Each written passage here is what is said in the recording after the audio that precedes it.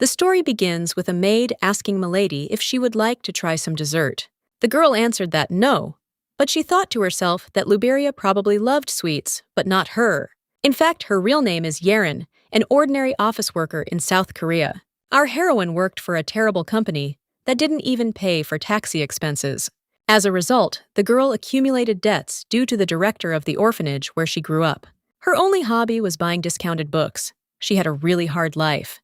And it ended in cold, gloomy water. Yerin saw a child drowning in the frozen river. Without thinking for a second, our heroine rushed to his aid and jumped into the water. As a result, the girl saved the boy, but she herself was unable to swim to the surface and drowned. When a bright light hit her eyes, she couldn't understand what was happening, whether she had woken up in paradise. But it turned out that she had ended up in the very same story that she had recently read in her book. It was called The Rise of the Emperor. It is not a novel, but a story about the mental maturation of the main character and his conquest of an entire continent. Caesar subjugated every kingdom and founded an empire. The girl thought that absolute power would give him happiness, but she was deeply mistaken. After becoming Emperor, Caesar lived his life in utter loneliness, and at the very end, he said that no matter how much you suffer, it is all meaningless. If he never found happiness, what difference does it make whether he lived his life as an emperor or as a commoner? As soon as she remembers this, her eyes immediately become teary-eyed. She was lucky that she moved to Luberia and not to the main character. Sol Karshan's role is to serve as a backdrop for another heroine, Armeria. Since she didn't appear in the novella, that often the details are unknown to our heroine. It took her a whole month to figure out where she ended up. You can't interfere anywhere in such a crazy novella. Any sudden movement will attract the attention of the main character. Maybe Caesar feels sorry, but what does it matter to her, a background character? Moreover, now a girl needs to take care of her health and improve it. A month ago, her carriage was involved in an accident, and she lost consciousness on the spot. The impact was not strong, but due to the state of shock, Luberia could not wake up for a long time. Sol Karshan, who just happened to be in her body when she was supposed to come to her senses, will meet today with the man who helped her during the accident. Even though it wasn't their fault, they still brought our heroine to the Duke's estate. Suddenly, a voice was heard saying that he wanted to come earlier, but he was told that she was not feeling well. The girl replied that everything was fine because she owed him a lot. The guy had hair the color of fire-golden eyes that seemed capable of incinerating in an instant. Suddenly, the young man said that the Duke sang of her beauty every day, and indeed, he did not lie. Then the young man introduced himself and said that his name was Caesar Idan. The girl was taken aback by what the protagonist from the novella over which she cried so often was doing here. After this, our heroine froze since there was no such scene in the book in which chapter was there such a plot at all. If a young man has already become an emperor, then the best solution would be to slip away quietly. It won't be possible to go back, because she already tried and thought that death could help her, but everyone just thought that she had gone crazy and chained her to bed. So you need to understand what part of the novella it is in. After thinking a little, she said that she greeted His Majesty, the brave lion and the red sun. Then she added that she did not expect at all that the emperor himself helped her. When there was a deathly silence, Luberia began to panic and think about why she even blurted that out. There was no need to look at her like that. After this, the guy made sure that everything was okay with her and said that it would be better to get straight to the point. He wanted to make her an offer. The young man would really like the girl to always be by his side. The emperor is very worried about her, and the surest way to protect her is marriage. Out of surprise, the girl spat tea in his face. The Duke and the maid were completely horrified by what had happened, so they began to panic and said that they urgently needed to bring a towel. While the man was shouting why she did it, the young man asked if this was her answer. Our heroine thought to herself that things were bad. His Majesty could not stand liquid on his face. It seems that this was said in the work. Caesar Idan looked flustered as water splashed on his face. Armeria stood next to him, with a cup of tea in her hands, her flushed cheeks betraying her shame, but she still looked very cute. This scene is very similar to the one when the emperor fell in love with one of the heroines, but it should not be equated with the main one. The girl refuses to choose this plotline where the character sacrifices himself to lift the curse, because in the end, only death awaits. Therefore, our heroine replied that yes, this action was her answer to his question. The young man did not expect such a turn of events at all, so he simply looked at her in silence. Solkershan thought to herself that being the only daughter of the Duke, she would not allow herself to die. So let her just leave here, please. Suddenly, the guy said that he apologized for not informing the Duke of his arrival. He was interested in the man's daughter because he praised her so much that he even called her Princess Skadi. The girl really turned out to be unusually sweet and beautiful. He has a simply magnificent daughter, so he will definitely visit her again. Returning to the carriage, the young man noted to himself that she should be next to him since he could not let go of the one who knew about his future. A month ago, a guy asked for a detailed plan of the eastern part of the continent, but received some nonsense. Suddenly, the carriage stopped and he asked the coachman what was the matter. The servant replied that someone was blocking the passage. Seeing an unconscious girl on the street and a maid screaming near her, the guys noted that it seemed like something serious. The young man was indignant that this happened during a secret operation. Now he would have to deal with it. Having noticed His Majesty, the maid immediately greeted the brave lion and the red son Skadi. Caesar asked if they had caused any inconvenience. Let them say from which family they were, in order to resolve the misunderstanding. Hearing that Solkershan, the emperor realized that the only daughter of the Duke was lying before him. Her father said that she was beautiful in society. She was often called Princess Skadi. If His Majesty saw her, his heart would stop. When he took her in his arms, he noticed that she looked very tender and fragile, and even lost consciousness. Then Caesar touched her head to check if she was injured. Suddenly, he began to see her memories, namely the knowledge from the book, the formation of the emperor, and in general, everything that happened to her in her past life. Ranslot asked where they were going. The guy replied that considering their strength, it would be wise to go east. The knight replied that he would immediately make preparations, and 2 weeks later, the Edan army was ready to conquer the east. Yeren thought to herself that this was very cool. The most interesting part was better left for tomorrow. Then, His Highness saw the situation with the drowning child, and how the girl ultimately died herself. The young man was shocked and abruptly pulled his hand away from her. Could these really be her memories? It's hard to believe, but she seems to know about his past, and most interestingly, about his future too. Therefore, he told the maid to show him the way to the estate, since he would carry it himself. On the way, the guy thought that this was simply amazing. Maybe it was some kind of superpower. How did she know so much about him? It seemed like the girl fell into the water. Sometime later in his estate, the young man was wondering whether this meeting was accidental. Then a knight entered the room and reported that everything was fine with my lady. His Highness ignored this and asked when they were planning to leave for the east. When Ranslot replied that in 2 weeks, the emperor announced that he was canceling this plan. The assistant tried to object, that if they did not do this, they would have to wait a whole year to go and conquer the east. His Highness replied that there was no need for that, since they would not go there and would not capture anyone. When asked why wasn't this his dream, the guy muttered that indeed, not long ago, this really was his dream. After which he gave the order to find out more about Milady. Solkershan let her not think anything up. It's just curiosity and nothing more. The information that interests him most is whether she has ever had a water-related disaster. These visions were most likely her memories. She is the protagonist of the novella, The Rise of the Emperor. Despite her attempts to resist fate, Luberia simply acts according to the plot. But this does not suit him. He is not going to submit to fate. A week after the incident, the maid said that high society was going crazy. Everyone was trumpeting that the emperor was going to marry her. Other men simply had no chance. Our heroine muttered that indeed, she had heard that the marriage was already predetermined, thanks to Marilda for telling her. The maid exclaimed that she was getting married to the most desirable bachelor in the country. Where was her joy? Luberia thought to herself that as soon as she did this, her song would immediately be sung. Why can't she have plot armor? Since that day, the emperor came with flowers and gifts. Marilda said that it was time to get up since he would come again soon. Our heroine couldn't think of anything better than to simply pretend to still be asleep. Caesar said that he must admit that she has a lot of courage. No one has ever ignored him so clearly. How long is she going to continue doing this? Then the young man added that a whole week had already passed, and had she still not changed her mind? After which he came very close to her and whispered in her ear that the girl did not look like she was sleeping at all. Our heroine immediately blushed and exclaimed that His Highness was even allowing himself to do this. But okay, the emperor managed to figure out her prank.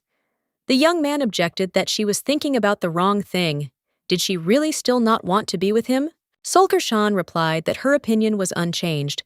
He was much more desirable than her, and he was in good health, so he would be able to find a better passion for himself. Caesar asked how she knew how she could be sure that there was someone better than her. If she doesn't want to be an empress, then he's not forcing her. Perhaps he's simply the most suitable match for her. The girl said that if he wants to be with her so much, then why is he so sure that it has to be marriage? Let him give her a little time. I noted to myself that he is so sweet, even when he frowns. I would like to avoid accidentally falling in love and sacrificing myself for him. Therefore, for the sake of her survival, our heroine must uproot these weeds of love. When asked why she was refusing him, the girl said that it was because His Majesty was not her type. She likes more masculine men, like his commander of the palace knights. The young man felt as if he had been struck by electricity, and he asked again, dumbfounded what. Then, he asked if she thought he didn't fit into that category. Luberia replied that the emperor was too refined. The young man said that he had heard that she was weak and rarely left the estate. But when did she manage to see the commander of the palace knights? His Highness listened carefully to all her excuses, but still did not intend to give in. Next time, the emperor wants to see her in good health, and he is absolutely not joking. Our heroine was disappointed that nothing worked out for her. Why was this happening to her at all? The Karshan family served as the emperor's personal guard for generations, and its members were always considered powerful swordsmen. Luberia inherited the blood of this dynasty, and the sol particle of her family name was appropriated in the temple. Her role is to balance Armeria. Our heroine stated that although the training was successful, she still lacked endurance. Why are they so weak? Let them eat more. The young men muttered that their bodies could not withstand it, because they were simple people. The girl angrily asked if they thought she was a monster or something. The guy replied that my lady had inherited the blood of the Karshan family, so they were no match for her. When asked if he really thought she was that strong, the young man with tears in his eyes shouted for Luberia to look around. Noticing that there was a bunch of unconscious knights lying nearby, the girl realized that she had overdone it. She couldn't control herself again, but she just wanted to wave. Her sword, superpower, is a real punishment. The blood of the Karshian dynasty is the most superpower born from the power of the sun. Why does Luberia have this, but not healing magic like the main characters? Why did the author come up with the idea to create exactly these characters? It was because of him that the girl suffered so much. She realized this when she herself became Luberia.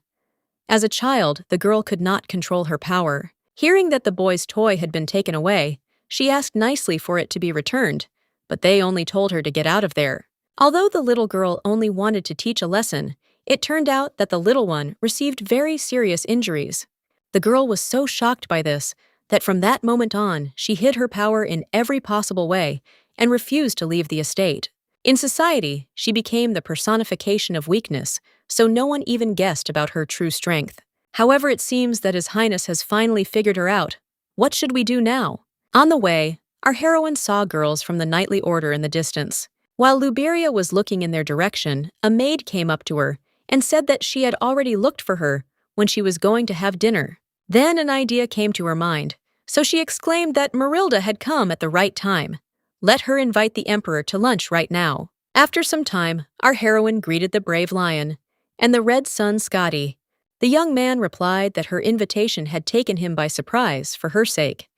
He had canceled all his meetings and rushed over. It seemed that the girl was in good health today. Solkershan replied that it was an honor for her to hear these words, but she thought to herself that there was little sweetness on the table, so it was necessary to add some sweet words. The guy then asked if she had changed her mind, but Luberia replied that no, only one day had passed since their last conversation. But our heroine has come up with something in case the emperor still wants to marry her. She can become his personal knight.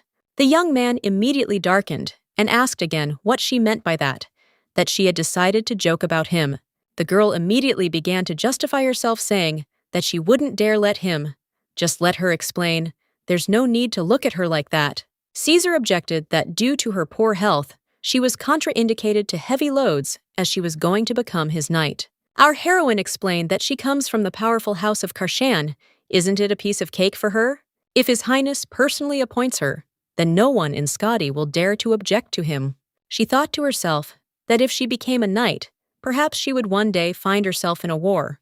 Although thanks to her family name, if that happened, she would be the last one to get there. Moreover, if he meets Armeria in the east, she will completely replace him, and then he will be able to leave the knights. When asked why she needed this, the girl replied that they would spend a lot of time together, being the emperor's knight, and perhaps over time, feelings for him would blossom in her heart. His Highness asked if he couldn't win her hand in the normal way. Luberia noted to herself that his straightforwardness irritated her. Therefore, she decided to appeal to pity and said that she was weak and therefore would make a bad wife. Iden replied that if this was her sincere desire, then he was not against knighthood. When our heroine happily asked if this was true, Caesar added that he had one condition. Then the young man stood up, approached her, and declared that she should become engaged to him. Sulkershan asked why. Because she had fulfilled his request. When she became a knight, they would spend a lot of time together anyway. His Highness replied that it was not a question. It was his desire. He was the emperor. Did he really need a special reason? After which, he asked when they would set a date for the ceremony. The girl muttered that in 3 months. The young man objected that this wouldn't do. But in a week it would be perfect.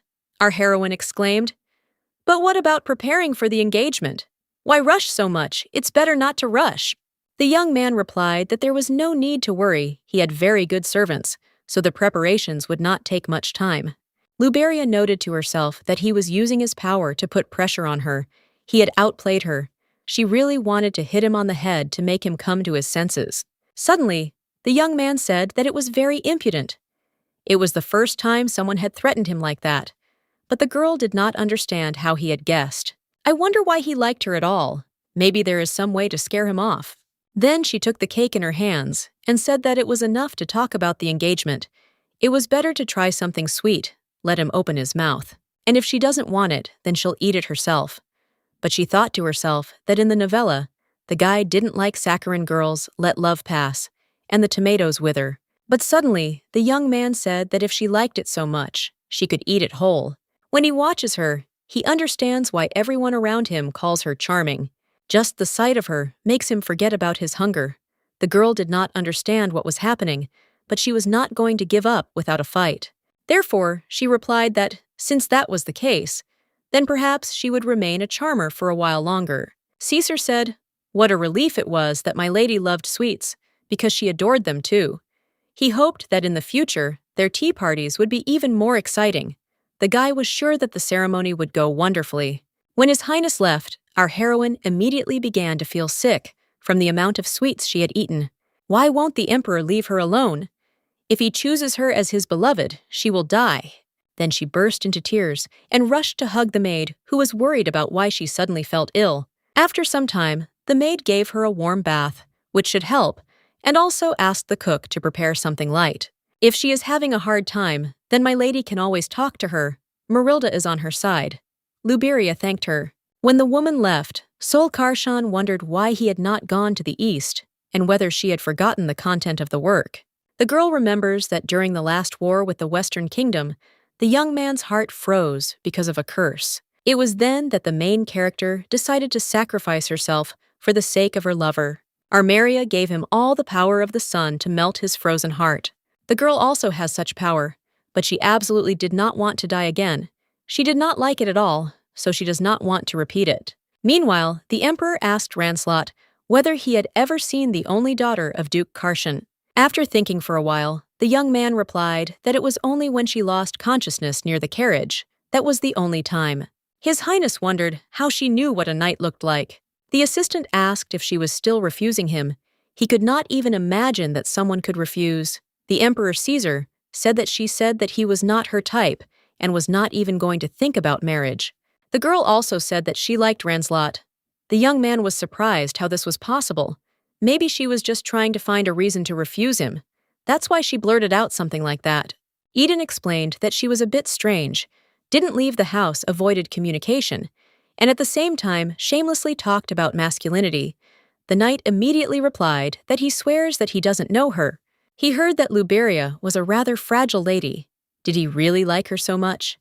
The emperor replied that he thought she was pretending. The knight thought, what's surprising, usually if someone annoys him, he immediately breaks ties. But here he's been running after her for a month already. It is highly doubtful that it is only her unprecedented beauty that is the issue. Perhaps he simply wants to strengthen his connection with the Duke in this way, but the man is faithful to him even without this. Suddenly, Caesar declared that the knight should not come to the engagement. The guy was indignant since he was actually his personal guard. The young man replied that nothing would happen. In one day, the assistant asked if it was all because of my lady. His Highness muttered that if he already knew everything himself, then why ask? He should simply not come. And on the day of the ceremony, she will order the chef to prepare the sweetest dessert for her. The assistant said that he will make sure that they don't forget about it. The emperor noted to himself that she liked sweets and that her mouth lied every time she opened it. The guy doesn't back down only because he doesn't want to dance to the tune of fate, but her actions amaze him more and more, so he eagerly awaits the engagement ceremony. A week later, the maid said, what a pity that everything was developing so quickly. Even the local nobility were not invited. Our heroine replied that there would be a lot of people. Anyway, the garden could not accommodate everyone. The maid exclaimed that the ducal garden should not be underestimated, after which she added that on such a day, she wanted Luberia to shine brighter than all the others. After all, it is the day of the young lady's engagement, something that may happen once in a lifetime. How could she just give it to someone? The girl told her not to cry because it was just a ceremony. She noted to herself that even if they got married, she would not leave the Duke's estate, so there was nothing to worry about. When our heroine went outside, she immediately heard the emperor's voice, who stated that she was late, and whether she had even finished her preparations yet. Our heroine's jaw dropped at the sight of His Highness, so she simply froze in silence and looked at him. Caesar couldn't help but notice this, so he asked if he had managed to attract her attention. She seemed embarrassed, but didn't she say that the young man was not her type? Luberia covered her face with her hands and said that she did not look at him, but to herself, she thought why he was so handsome. The young man asked if he looked more masculine. Now our heroine asked if he was joking, but the guy replied that he was more serious than ever. The girl snorted and said that he looked like a little animal, meaning that he still lacked a little masculinity. She thought to herself that she hoped that he was laughing at her because he liked her. It was hard to believe, but she still hoped for it. Otherwise, why would she have agreed to this engagement? The emperor asked if she was nervous. The girl replied that, of course, since she was getting married for the first time. The guy replied that he did too. Although they only need to smile and show off in front of the public, so why worry? When our heroine replied that she was not used to being the center of attention, the young man looked at her strangely, so she asked what was wrong. The emperor asked if he could take her hand. She was trembling like the last autumn leaf. It seemed that she was about to lose consciousness. Luberia jumped back and exclaimed that it was too early for them to hold hands. Caesar objected that they were actually engaged. Then he grabbed her hand anyway and said that they couldn't keep the guests waiting any longer. When they went outside, the voices of the guests began to be heard, that it seemed that he liked her, and the guys looked very good together. After this, the young man noted that she seemed to be not so nervous anymore, so she would go and chat with the guests. The girl replied that there was no need to look at her like that. Let her go wherever she wanted. Suddenly, a girl approached her and said that they hadn't seen each other for a long time. She couldn't believe that Luberia was engaged, and that she should accept her congratulations. Our heroine couldn't remember at all who she was. Maybe one of Solkershan's acquaintances. Such an open dress and a rather familiar face. The stranger continued, didn't they meet when they were younger? Her name is Caitlin. After hearing her name, Luberia remembered who she was. She has countless marriages to her credit. Dozens of men were left without money because of her. She even courted a duke. One day, she was caught when a woman was abusing little Solkershan, so she was kicked out of the palace. Now she acts as if they are close friends. Perhaps our heroine should feel like a victim, but this time it won't be like that. After which, she stated that she thought that she had no reason to visit the estate. Did they really send invitations to mistresses now? She thought that there should be noble gentry here. Caitlin laughed nervously and asked if she hadn't sent her the invitation. Luberia asked, Since when they had been friends for her to personally send her an invitation, the woman exclaimed that the girl probably didn't remember, but she had taken such good care of her when she was a baby. Our heroine began to get angry. What a shameless abomination stood before her. It was very irritating. Therefore, she suddenly ran up to the emperor, fell into his arms, and said that unpleasant memories had come over her, and that was why she felt ill. When she was very little, this grown woman slapped her with all her strength. Caitlin immediately asked for forgiveness, because she just wanted to greet my lady. They rarely see each other anyway due to her poor health. The young man stated that as she could see, my lady was not feeling well now, so he asked her to leave here. His Highness asked if since the girl did not want to hold hands, she decided that it would be better to hug or what. Our heroine immediately stepped back and began to repeat to herself that she had not pressed herself against him, that this had not happened. Suddenly, Viscount Valjean approached them and asked if everything was all right with the bride. Nothing could be more important than her well-being. Then they continued their conversation with the emperor, which they had not finished a little earlier. The girl decided to go and eat, because why should she go hungry on the day of her engagement? But something was bothering her, if I'm not mistaken. Then in the original novel, it was because of the Viscount that Caesar deeply regretted something. When exactly was this, before or after returning from the East? Why does this stupid memory fail her at such important moments? Suddenly, everything around seemed to be on fire. Our heroine didn't understand what was happening. Her head was just about to explode, after which I began to lose consciousness, thinking that it couldn't be, that very scene would really happen. The Viscount asked Nadell why there was so little money this month. Had he really started doing charity work? The guy muttered that they simply had few sponsors this month. The man hissed, asking why he was hearing nothing but excuses. What a fool he was that he couldn't even find sponsors. Let him not forget that it was he who appointed him director of the shelter, and did not let him die of hunger. The young man replied that this would not happen again. Valjean thought to himself that he had grandiose plans to make money. It would be better to immediately stop all financial transactions with the shelter to avoid problems. A little later, he will publish evidence of Nadell's embezzlement of sponsors' money, and will be able to blackmail him with this. And if everything burns down, then there will be no evidence left at all, so there is no point in delaying it. Is better to start tomorrow. When our heroine suddenly came to her senses, the maid exclaimed that she had finally woken up. Luberia asked why she was in bed. What was with the ceremony anyway? Marilda replied that it had already ended a long time ago. My lady had lost consciousness, so there was no point in continuing the celebration. His Majesty had been here all this time and was very worried about her. The girl said that she was very hungry. Could the maid bring her something? When she left, Luberia realized how she could have forgotten something so important: a series of fires connected with the Viscount. In the original novel, this happened after Caesar left for the East, when the defenses were weakened.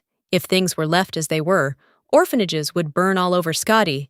Many children would die, and all because of this vile man. Why did the emperor meet her exactly when he was supposed to move to the East? If they had not gotten engaged, he would have already been conquering other kingdoms. According to the plot, after a series of fires, the main character must calm Aiden down, and as a result, they become very close. Hearing some kind of rumble in her bedroom, the knights and the maid immediately came running, exclaiming whether someone had broken into her. But they only saw a girl who was sitting silently near a table that was broken into pieces. Our heroine immediately noted to herself that the emperor even posted guards near the doors. How meticulous he was! Marilda brought her something to eat and said that if necessary, she could stay with her, but Luberia replied that it was not worth it. When leaving, the maid said that if she needed anything, she should call her right away. Solkershan decided not to change history, but she cannot stand aside knowing how many deaths it will bring. The girl will go to the shelter and see what can be done. May God, at least this time, allow her to live a normal life. People were shouting that the fire was spreading. How could they save the children locked there? Luberia saw a woman telling the Viscount to go home and rest. His help to the children was invaluable. The man asked how he could leave when the children's lives were at stake. Our heroine was infuriated by this disgusting acting. It was he who started the fire. He needed to be caught. But how did this happen in the novella? But from the memories, only the intrigues of the emperor and his beloved came to mind. After which I heard that he was getting ready to leave, as he stated that he would leave the rescue of the rest of the children to the professionals. Therefore, the girl decided to follow him, but after some time, the man suddenly stopped for some reason. Then suddenly and abruptly, the Viscount jumped up and ran as fast as he could. Solkershan knew that it would be exactly like this, so she persuaded herself not to run out of steam so quickly. In the end, she had to stop. Why didn't she listen to the maid who said that one day my lady would regret that she stayed at home all the time? Had she really missed him? But suddenly, a male voice was heard from behind, asking why he was being followed. After which, he suddenly grabbed our heroine and pressed her against the wall. She pushed and screamed for him to let her go immediately. Valian said that let her tell him her name, and he will let her go who she is anyway. Luberia thought to herself that she could break free if she wanted to, but she needed proof that he was the arsonist. After which, she asked why he ran away when he saw her. The man asked if she was joking or something because she obviously knew something, didn't she?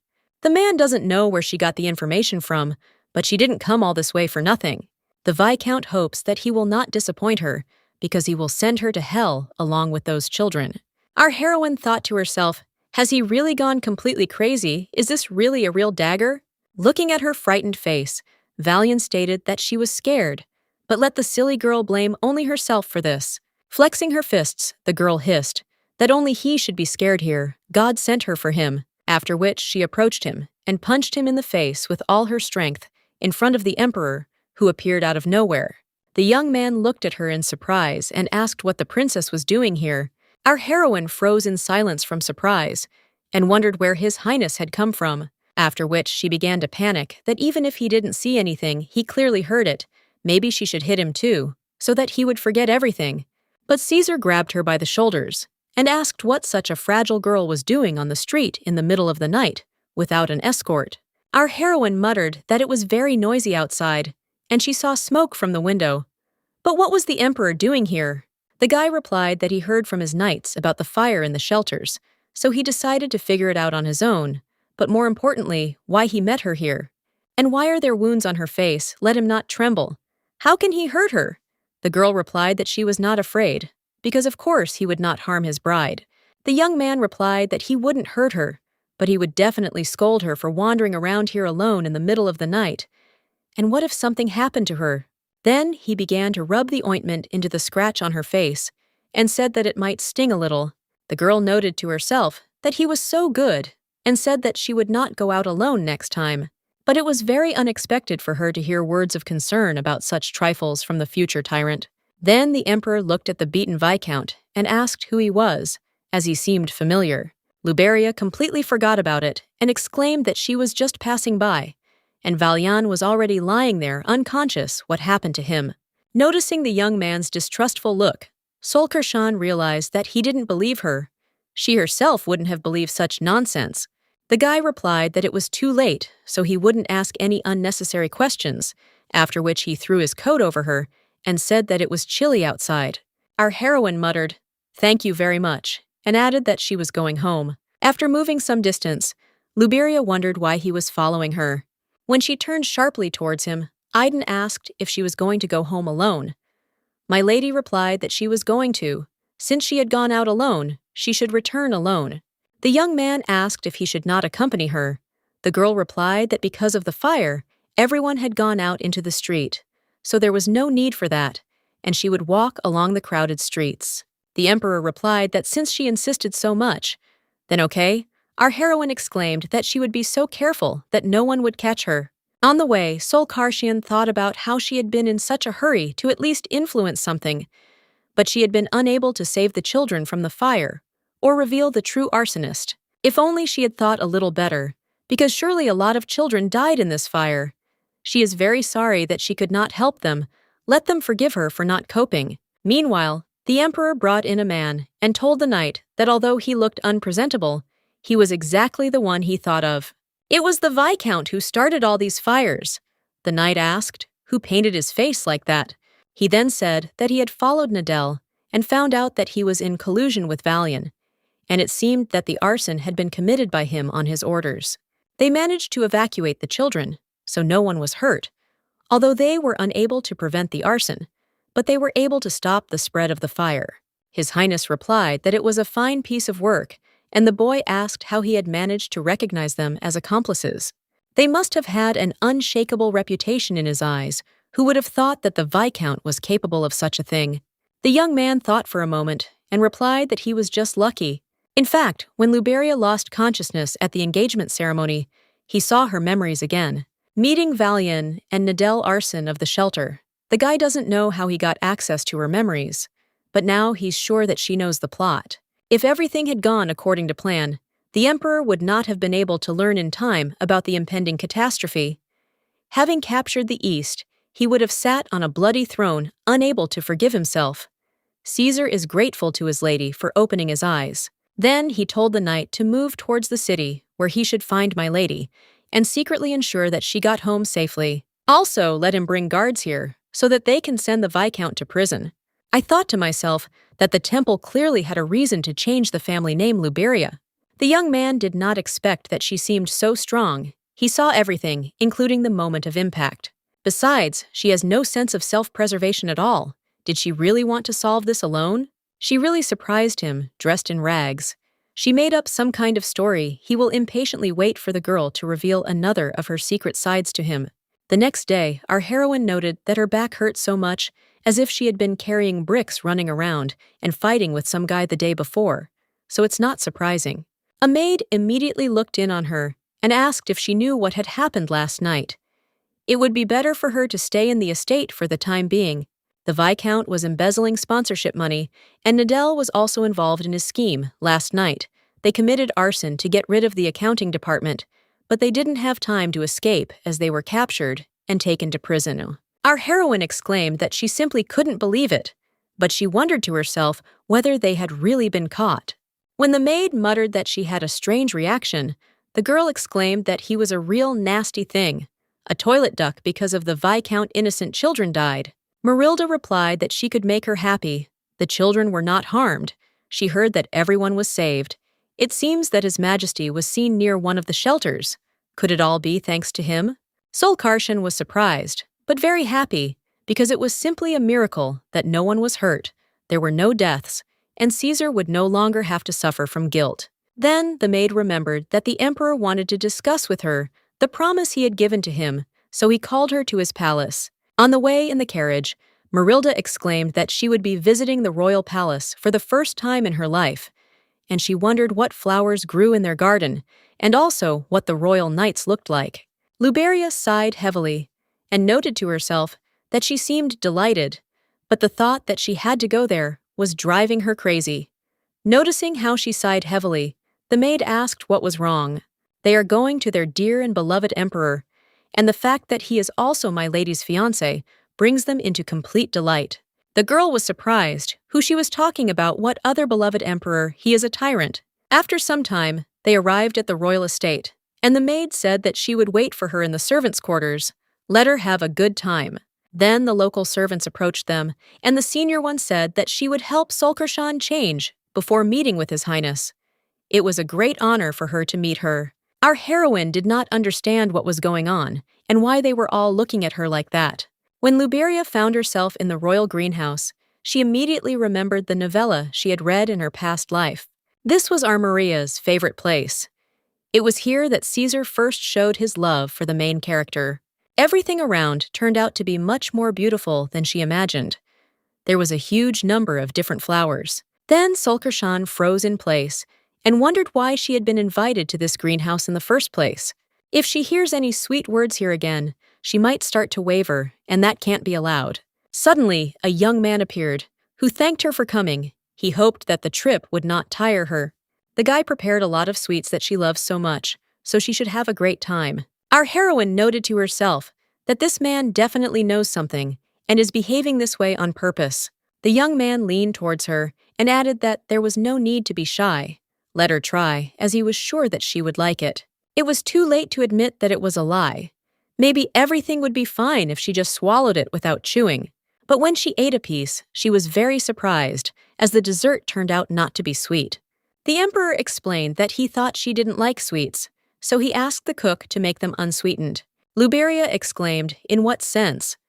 Last time he said that it was so wonderful that she loved sweets. Caesar replied that he was touched by how she lied. But was she really going to eat it all? The girl was secretly angry that she hadn't managed to fool him, after which she said that she had felt very sick at the time. What a cruel person he was.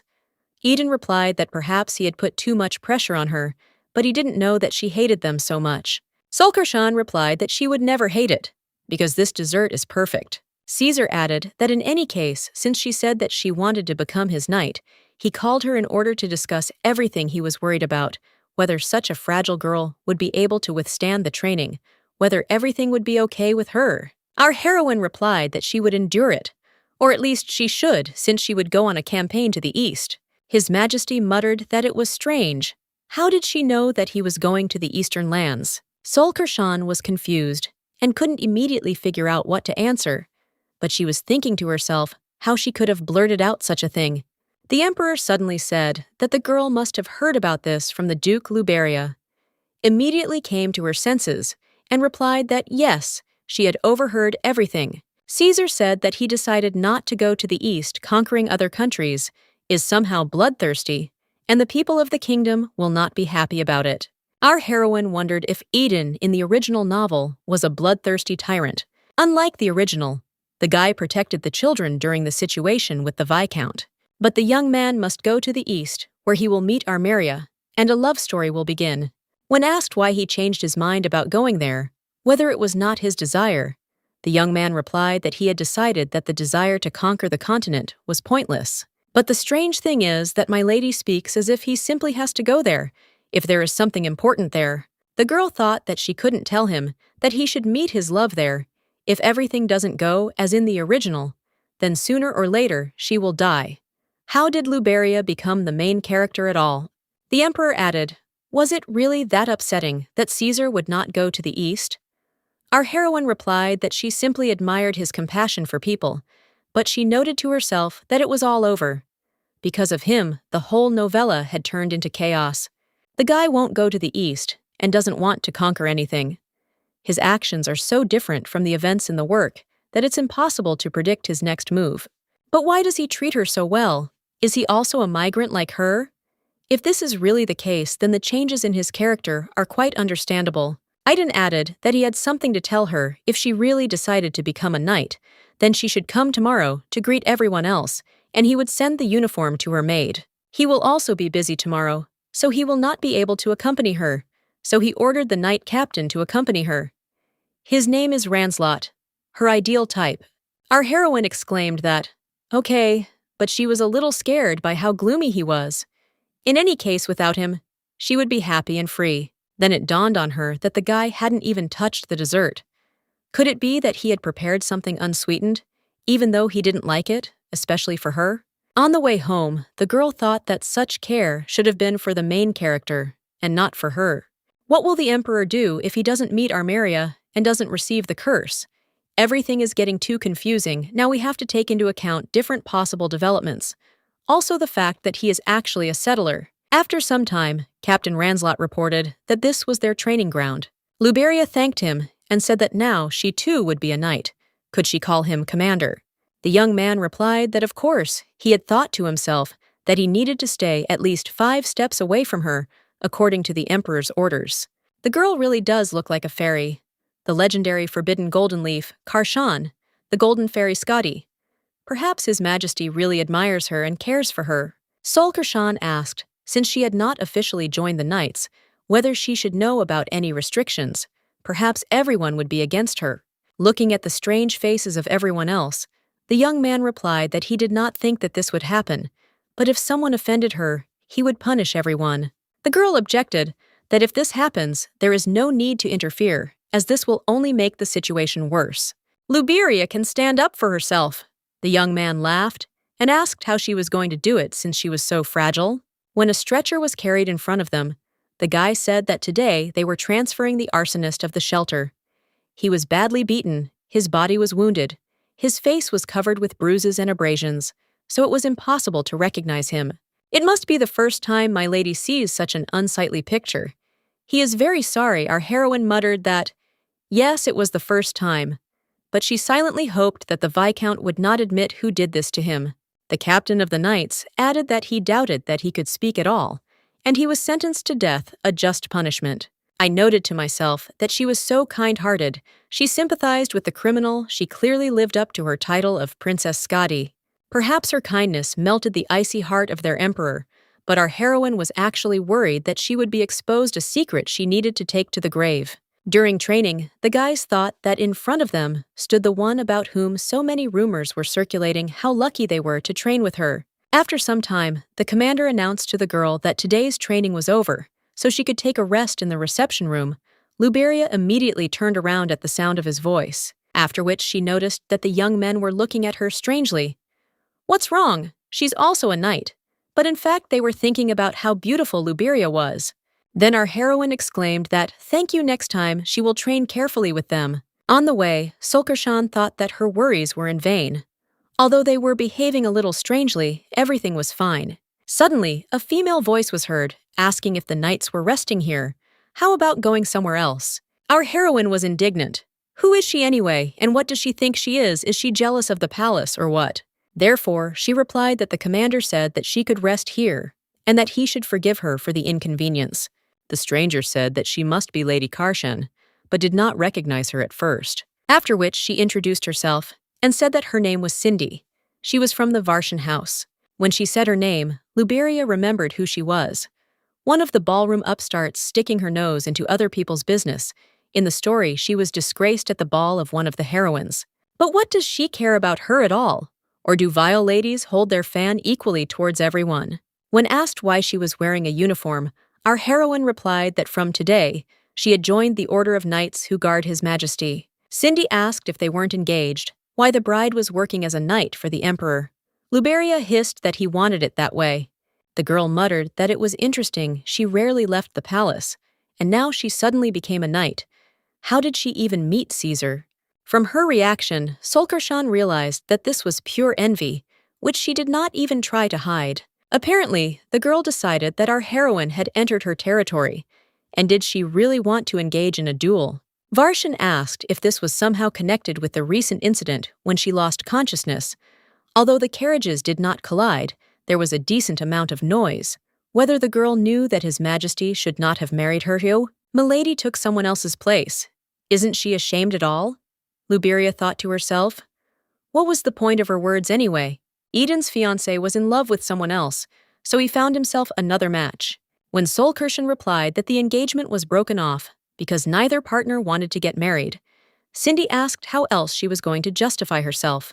Our heroine realized that there was no point in standing on ceremony with her, and asked what relation her decisions had directly to her, or whether she also wanted to take this place. It seems that Varshan is simply trying to extract some information from her.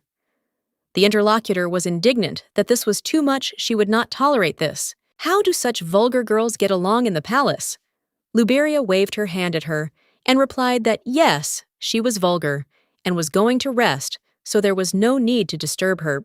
Cindy screamed that she just wanted to give her advice because she is older and more experienced, and Solkershan hasn't even debuted yet. Our heroine replied that as for her debut in society, she would soon see everything for herself. The lady could wait impatiently. The girl was furious. How dare she insult a noble lady? Luberia will still regret it. The aristocrats immediately began gossiping about everything that had happened. Our heroine noted that they were already spreading rumors behind her back, and she heard everything. After which, I decided to simply ignore them, pretend they weren't there, and go about my business. The girl didn't do anything wrong at all, so there is no reason to hide or avoid them. Suddenly, while no one was looking, Cindy slapped herself and blamed our heroine for everything. When everyone stared at Luberia with withering glances, she noted to herself that this was a very strange feeling. At the moment when Varshan was screaming, "How could a girl do such a thing?" the emperor and some other people entered the room.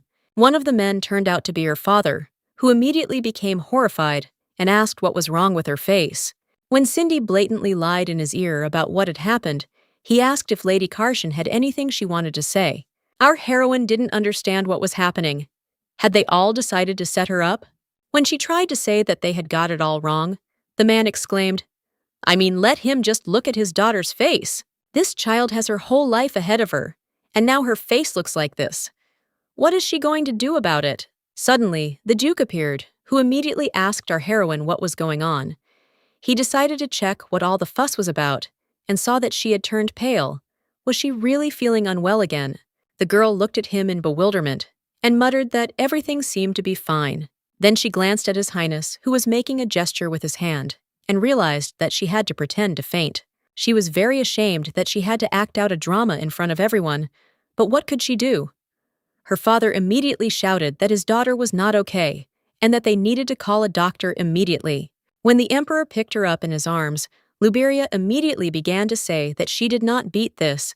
Cindy let him just believe her. The Duke immediately hissed that Luberia could not have done this. She simply would not have had enough strength.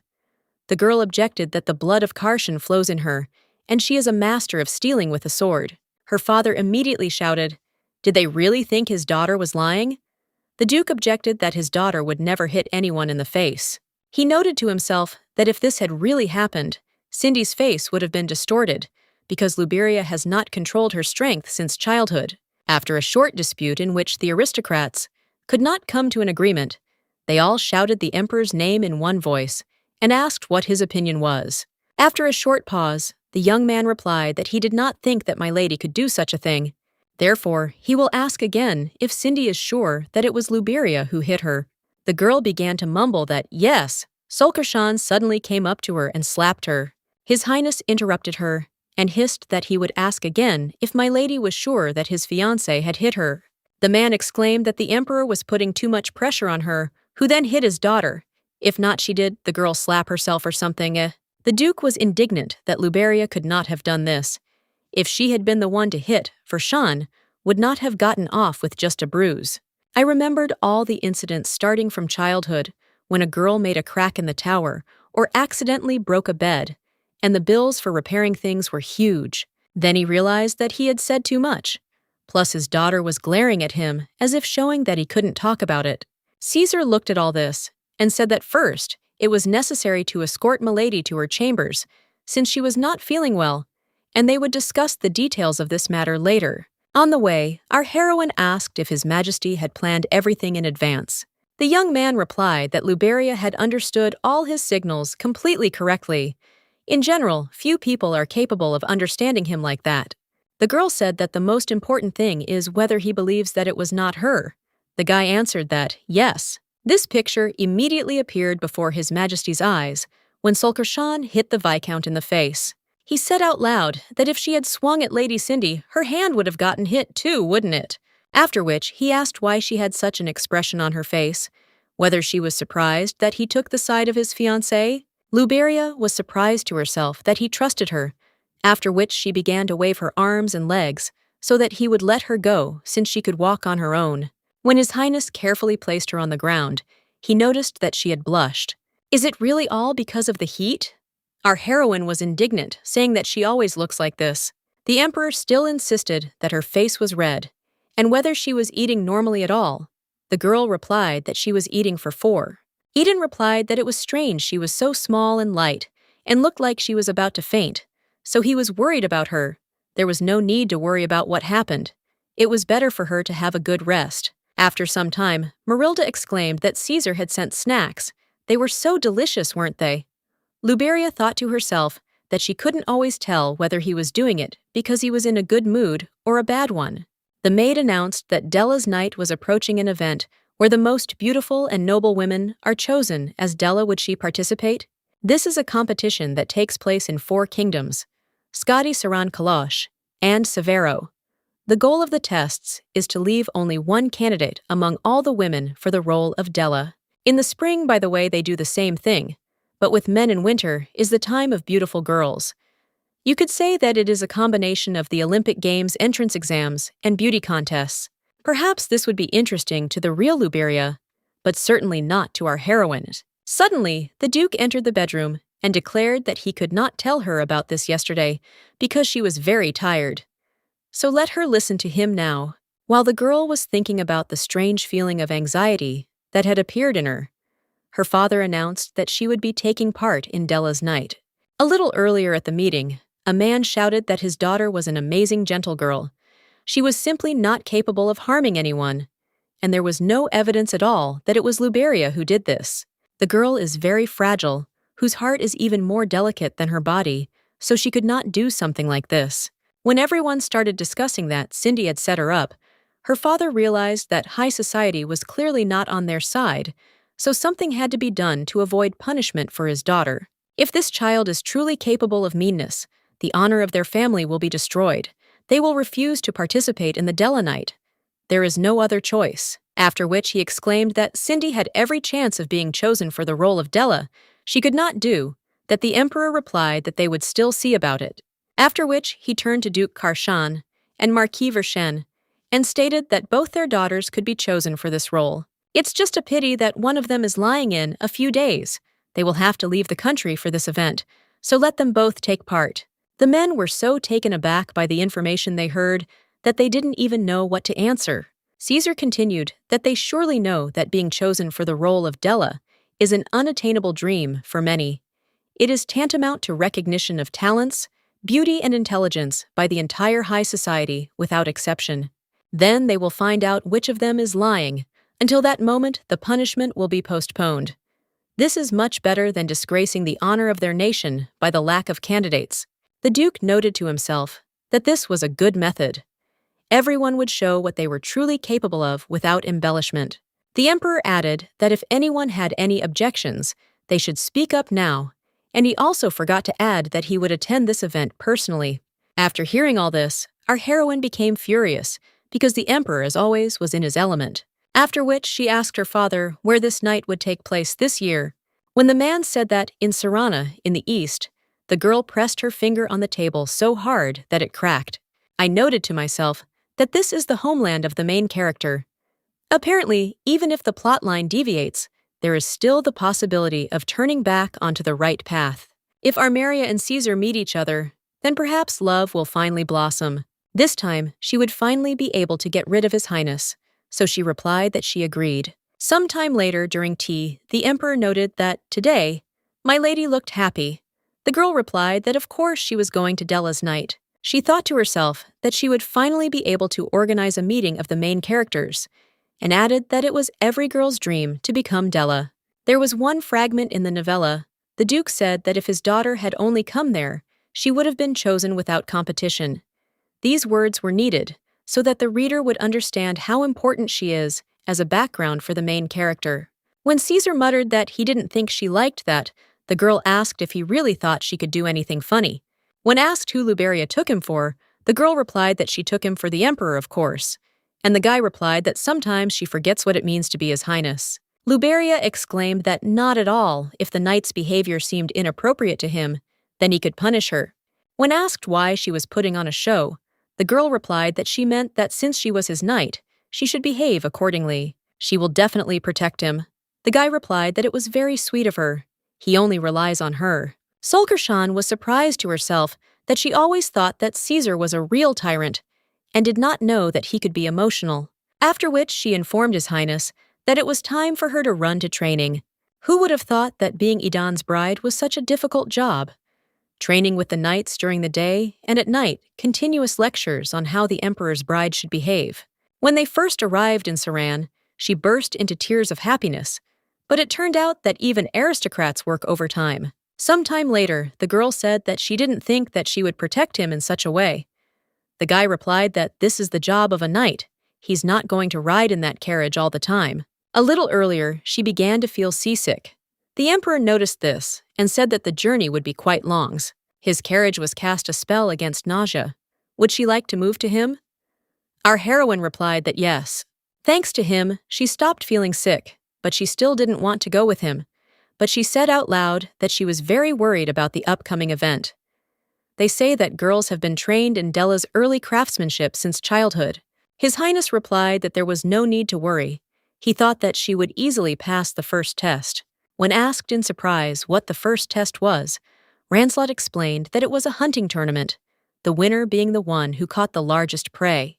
Della must have survival skills, so the first test is carried out in order to weed out the bulk of the applicants. In addition, he knows that natives of Sarana are considered to be natural hunters. According to rumors, the previous Della caught a huge deer while hunting. She was the very princess who is considered the most beautiful in the whole world. How beautiful she is! Then the young man came to his senses and exclaimed that Milady was no worse. Our heroine replied that she was not offended, but noted to herself that it was quite logical that Armiria was beautiful. After all, she was the main character. Besides, she is the second most important character in this novel. No one knows better than Luberia how great she is. The girl is not only a beauty, but also a skilled shooter. She has the power of the sun, which heals wounds. She is the main character, so she is capable of anything.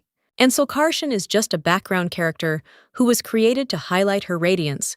She was endowed only with a non-trivial appearance, and that's all that was supposed to attract the reader to her. Of course, if we don't take into account the demonstration of her father's character, after the publication of the novella Armiria began to be called Another Mary Sue, and the author was dubbed Munchkin. The Knight reported that Armiria will not be taking part in the event this year, so it has no worthy opponents. Our heroine was taken aback and asked in surprise what he had just said and what the reason was. Ranslot replied that she didn't know last year she was chosen by Della, so perhaps she wasn't interested in participating now. The girl began to get nervous. But what about her plan? She wanted Caesar to meet her, after which she muttered that it turns out that they will not see each other. She was told that the event would take place in the very center of the kingdom, so anything was possible. Our heroine thought that this was not in the novella. History is going on as usual. Is there a way to change it? When they arrived at the place, Luberia noted that this kingdom looked just like an ancient palace. Suddenly, Cindy's voice was heard stating that she had come despite her poor health. So why shouldn't she refuse, while it was not too late? Our heroine replied that she was joking, very funny. How could she change her mind after such a difficult journey, and silently sent that sheep to hell? The girl laughed and said what an actress she was. The path was so difficult that she probably even had to sleep on the emperor's lap. Luberia thanked her for appreciating her acting skills and taking the best from her. She doesn't want to waste time arguing with her, so she hopes that no problems will arise between them during the event. Suddenly, His Majesty caught up with her and asked who it was that had run away from him, my lady. It's quite cold here. She might catch a cold in light clothes. The weather in Serena is different from theirs. The girl replied that in no case. Besides, she's not planning on fainting and becoming a burden to him. The young man said that he had never considered her as such. Our heroine objected that she constantly loses consciousness next to him. Is that normal? The guy thought that it was true that something like this happened to her every time in front of him. Was it really because of him? Sulkarshan immediately objected that it was not. Then she began to think what to answer him. The only thing that came to mind was that she was simply stunned by his magnificent beauty. After this, there was a deathly silence, and the young man said that he was waiting for her to add something else. The girl replied that in fact she should be grateful for such a compliment. Then the emperor threw his cloak over her and said that he thought she was right, so he would remember her words. When asked if he was mocking her again, Caesar replied that of course he was not, after which the young man added that she was dressed too lightly, so it would be a little warmer for her, but she should not dress so lightly, otherwise she would get sick.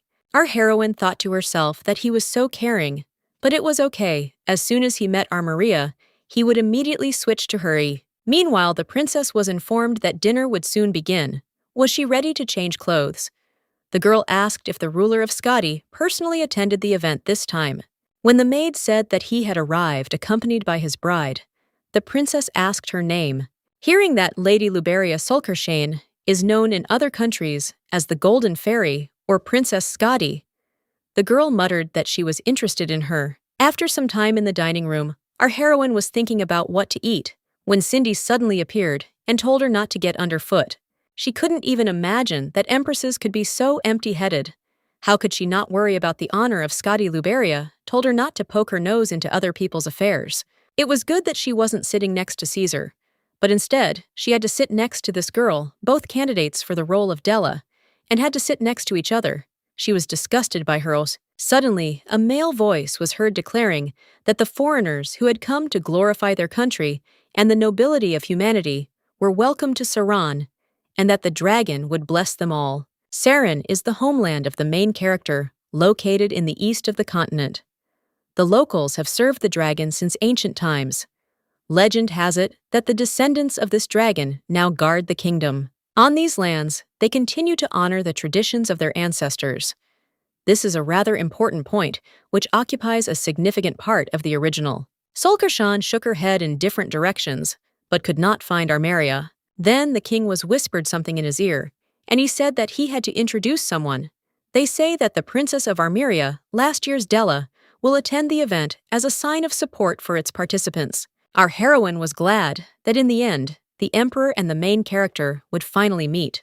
Just like in the story, they will meet, and His Majesty will fall in love with her at first sight. The girl said that although she was late, she was glad to see him. Her name was Armeria Vita Chelan, and she was the Princess of Saranat. Luberia noted to herself that this was how they were supposed to meet. Due to the changes in the plot, their meeting was postponed. But in the end, loving each other was their destiny. How stupid our heroine is. Why did she even worry about them? But it's good that now her work is finished. But why is she uneasy? Unexpectedly, Armeria approached them and asked if they enjoyed today's meal. Not every foreigner may like their national dishes, so they should not be shy about talking about it. Our heroine replied that everything was fine. She was truly delighted with the hospitality. The holiday was magnificent, not only visually, but also gastronomically. Cindy immediately joined the conversation and exclaimed that they had prepared everything with such care, simply 1,000 thanks. The princess noted that the lady was so funny, it seemed that they were very similar, while Luberia incinerated her with her gaze. Chelan added that she became a Della last year, only thanks to their generosity, so she will do her best to justify the value of this status. She hopes that all the candidates present at this event will enjoy the Della night together. Solkershan thought to herself that this is exactly what the main character should be like, just an angel in the flesh. Looking after her, the girl thought that this is exactly how everything should be. Everything is returning to its place. Suddenly, Aiden approached her and asked if everything was okay, since she had not even touched the food. Luberia replied that the problem was that she did not really like such food. The emperor noted that apparently they could not understand her high taste. The young man could not help but notice her sad expression and wondered if everything was okay with her, after which he said that she was behaving very strangely. Did my lady want to tell him something? If something was bothering her, she should never hide it from him.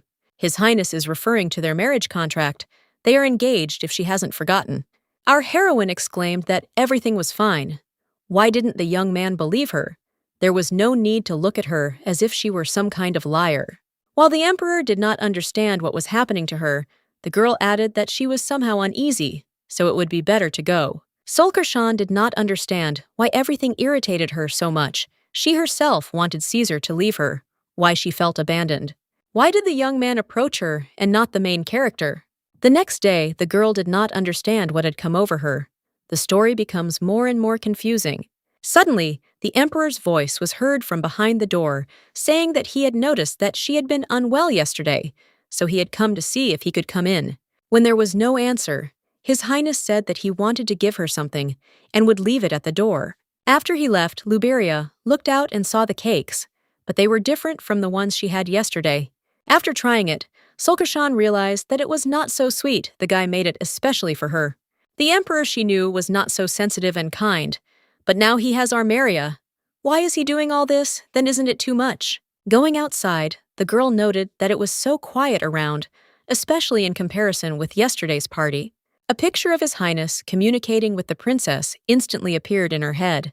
Then she came to her senses and decided that that was enough. Why was she always thinking about it? Was it really true that she had no other thoughts except about yesterday? After which she decided to take a walk, and it started to snow, which she hadn't seen in Skadi for a long time. Suddenly, she saw Armeria talking to someone. She exclaimed why she wasn't told about this before. The girl called the knight her love and asked for forgiveness for telling her father about their relationship without discussing it with him. She just wanted them to be blessed as soon as possible. Our heroine was taken aback as to why this young man named Nicole was her love. The young man burst into tears and asked why she didn't give him a chance to stay close, whether he was too unreliable for her. Luberia remembered who it was. Nicolas Dragnion. He comes from an ancient family. all of them descendants of dragons that protect Saran. In the plot, he played the role of a secondary character. The guy always loved the princess, but when she fell in love with Caesar, he swore allegiance to the emperor and protected their common well-being. There is clearly something wrong here. Why did the plot become completely different? In the book, Nicholas never confessed his feelings to Armaria, but was left alone with unrequited love. While our heroine was thinking about what was going on, the emperor's voice rang out in her ear, which scared the hell out of her. When she screamed hysterically, the young people of course paid attention to it. The girl approached His Highness, who was standing alone, and was surprised how he ended up there. Our heroine didn't know what to do, so she simply mechanically hid in a snowdrift. When the princess asked what he was doing there, Luberia immediately pulled his leg so that he wouldn't blurt out anything unnecessary. Aiden coughed and replied that he was simply looking at the first snow, and his eyes themselves brought him here. This is a delightful place. Sulkershan thought to herself, what is he even talking about? What first snow? Couldn't he come up with anything better? He has no imagination at all. The guy continued to explain that his fiancée asked him to make a snowman, but at heart she was still an immature child, so she wanted a snowman that looked like her. Inside the snowdrift, our heroine was freaking out. How dare the emperor disgrace her like that? This is too much. The princess noted that he was very romantic, but the knight immediately said that it was time for them to go. After they left, His Highness immediately pulled Luberia out of the snow, who was screaming what he was doing. Let him go! When the young man said that he had not heard words of gratitude from her for helping him disguise himself, since he had extended his hand to her, even when she had brazenly avoided him, the girl exclaimed, "Why is he starting all this?" After which, Aiden let go of her hands. Having fallen to the ground, our heroine thought to herself that the emperor had definitely done this on purpose. She was sure of it. After which she screamed, "Why did he throw her like that? Who treats his lady like that?" The young man asked if she hadn't recently told him to let her go, to just kindly allow her to land on the soft snow. Sulkershan came to her senses and replied that, "Okay, thanks anyway for covering for her." Caesar replied that it wasn't worth it. Then the young man added that he would take her to the palace since she was probably wet. On the way, the girl thought that, when she heard their conversation, it seemed to her that there was something between them if Armaria was busy. Where should she put Edain? Suddenly, her head began to spin again due to the flood of memories. The emperor stopped the rampage of Nicholas and accepted him into his ranks. But what was Caesar then? The young man asked loudly whether this was his true nature. A being like him could hardly understand human speech before Dragneon. Let him calm down and look at himself. Does he really think that the princess would want this? When a magical glow appeared around the huge creature, Caesar stated that his powers had awakened. There was such a powerful energy field around him that His Highness was suddenly thrown aside by a wave. Looking at him, the emperor muttered that even being a half-breed, he was still a dragon. After she remembered how Nicholas had gone wild then, and Idan had calmed him down, she immediately came to her senses. It was because Armaria drank poison. Seeing her unconscious, Dragneon fell into a violent rage and turned into a dragon, risking his life. The emperor stopped him on the brink of his own death. From that moment on, Nicholas became his loyal subordinate once and for all. But due to the injuries he received, Caesar spent several months in a coma. She must act. Now she can't just give up. These events always come to mind suddenly, like a signal that something will happen soon, as it was then with the fire. The girl realized that this would definitely happen, so the time came to tell about everything that actually happened to her, but she could only utter a swear word and lost consciousness. The young man thought to himself that this was already the second time. Could it be that my lady was seeing that work again? When he touched her, he saw the princess saying that if Aiden looked at her with such eyes, she would feel awkward. His Highness replied that he could not stop, as the girl was incredibly beautiful. The young man noted that there were many oddities. When he thought about it today, he met Armaria for the first time, but it seemed to him that they were familiar. It was as if someone was whispering in the emperor's ear that he would fall in love with this woman. He could have listened to that voice at that ball, but Luberia was nearby. Aiden wanted to stop her and ask why she had that expression on her face. What was tormenting hers? Our heroine behaved strangely all evening, and then completely lost consciousness. If you think about it, the bride was always very interested in conquering the East and Serena. The reason is probably that he is the main character of the novel, and his partner is supposed to be a princess. Now it is clear why Solskjaer rejected his proposal so many times. She knew that his lover should be another woman. But why did she have such a reaction?